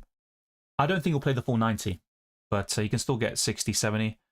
Mohit says, I just looked it up. Most expensive forwards in FPL history, Haaland at 15, Haaland, Henry, Van Persie, Ronaldo at 14. Yeah. Of course, Haaland broke the record this season. I think Kane was always 11.5 to 12.5, if I'm not mistaken. Dylan, I have a Gameweek 29 question. Since we have seen that Savinho is nailed on for City now, should I do Palmer to Savio or Elanga, which will enable Watkins to Haaland for me? I'm not sure if Savio is nailed on per se. Let's not forget, when City played PSG, last month, they actually had that Ipswich Town game just beforehand, and they benched Savio. I don't think Savio's nailed on. So your best bet might be Elanga, who's also not nailed on, to be fair, but I'd argue he's a bit safer than Savio, and he's cheaper. Potter better do some magic. Yeah, unfortunately did something against my team. He has a decent record at the Emirates. Hopefully that doesn't continue. Andy Burton says, I will say Salah will go in the summer. I think Salah and Van Dijk stay and Trent leaves. That was my prediction from the beginning. I'll stick with that. Hey Andy, long time no speak. Well, my name is not Andy, if that's what you're on about, unless you're talking about Andy Burton. Easy says, especially if Liverpool got early games, Salah's stamina will be tested. If Liverpool play at night, possibly Salah's stamina good. I mean, I'm not sure. I haven't looked too much into it, to be quite honest with you. I just look at the fixture, Salah's record this season, and despite 2 shaky performances, I still think he'll get back on track. I might get Odoi Wanyeri instead of Elanga, because I'm 0.1 million off Munoz and 30. That's a good thing to consider. Future moves for double Gameweek 32 and beyond. And of course, Munoz plays Southampton away in 30. So yeah, Wanyeri will be my preference out of the 2. Jaren says, hey Dylan, I decided to back a Chelsea clean sheet over Palace. Don't ask why, it's short term anyway. Thanks for the advice. In my predictions, I've gone for 2-1 Palace and 3-1 Chelsea, but I do agree that Chelsea are more likely to keep a clean sheet on paper. Andy says, thanks for that advice. You're very informative. I hit the like button already. Thanks again. Thank you very much, Andy. And some great contributions to the chat, so thank you very much. Jaren says, do you think if Liverpool wrap up the title early and they're in Champions League, they'll rest players like Salah and Alisson? Possibly. I think with Salah, though, even Alisson, I mean, he's a goalkeeper. You don't need to rest him too much. He could maybe chase the Golden Glove. And in Salah's case, there are several records up for grabs, like the assist record, also goal contributions in a single season. So yes, they'll prioritize other competitions, especially the Champions League. Of course, the Carabao Cup will conclude very soon. But I still think they'll go quite strong in most games, to be honest. Adrian says, hey Dylan, thinking of Haaland in for 29 onwards, etc. Yeah, I am thinking about it, but I showed some transfer plans recently, only a few minutes ago, and it would mean a -4 hit for me if I also want to sell Veltman. And I'm 0.1 million off from buying Wanyeri in for Parma, Haaland for Cunha, and the other one would be 8 Nuri for Veltman. I'm 0.1 million off, which is a shame. But maybe I just sell Trent, which I'm not a big fan of. Mohit says, I have a question about Arsenal, considering how well Amrim has done against Arteta when he was at Sporting, to the point that Arsenal were frustrated. Can Amrim upstage Arteta tomorrow? Well, he can do, but let's not forget, you know, during his time at Sporting, he got 2 draws. Obviously, one of them was a win on penalties, but in normal time, Arteta's never lost to Amrim, so you can shape narratives in a different way. Also, it was a 2-0 win for Arsenal in the league earlier this season. But in answer to your question, yeah, Amrim can upstage Arteta, especially with Arsenal's deficiencies up front. I still think that's a big issue, and any low block or mid block will cause Arsenal problems. PSV tried to do that at the beginning. Arsenal got the early goals, they opened up, and then it was slaughter, and they got so much space and time to create chances and play some beautiful football. But yeah, I do think United, they do lack quality. But having said that, they still have a few game changers in there, mainly Bruno Fernandes. And yeah, they can cause any team's problems on their day. And let's not forget, United have a good record against the bigger teams and the better squads this season. It's more so against the teams they're expected to beat, or the smaller names and clubs that they really struggle against. Alex Andy says, sup bruv, have you looked at the Gameweek 30 wildcard, get all the best picks ahead of the curve, and basically cover potential trades, doubles, and 33-2? I have considered it and played around with different chip strategies, but I think for my own setup, I'm not sure if that really works for me. I'll have to double check that, and I'll give it more thought in the coming weeks. And I'm not going to rule it out, but I do think it depends on several factors like money in the bank and more so the transfers available. That's the most important thing. But yeah, I will consider it, but nothing's locked in for me yet. Twisted Parky has put Pickford, Munoz, Van Dijk, Trent, Munoz. Oh, that's Munoz there. Sarr, Salah, Palmer, Diaz, Isak, Potter. What do you think? Yeah, I'm not sure who your other midfielder is it? Well, to be fair, I think you've actually put your squad.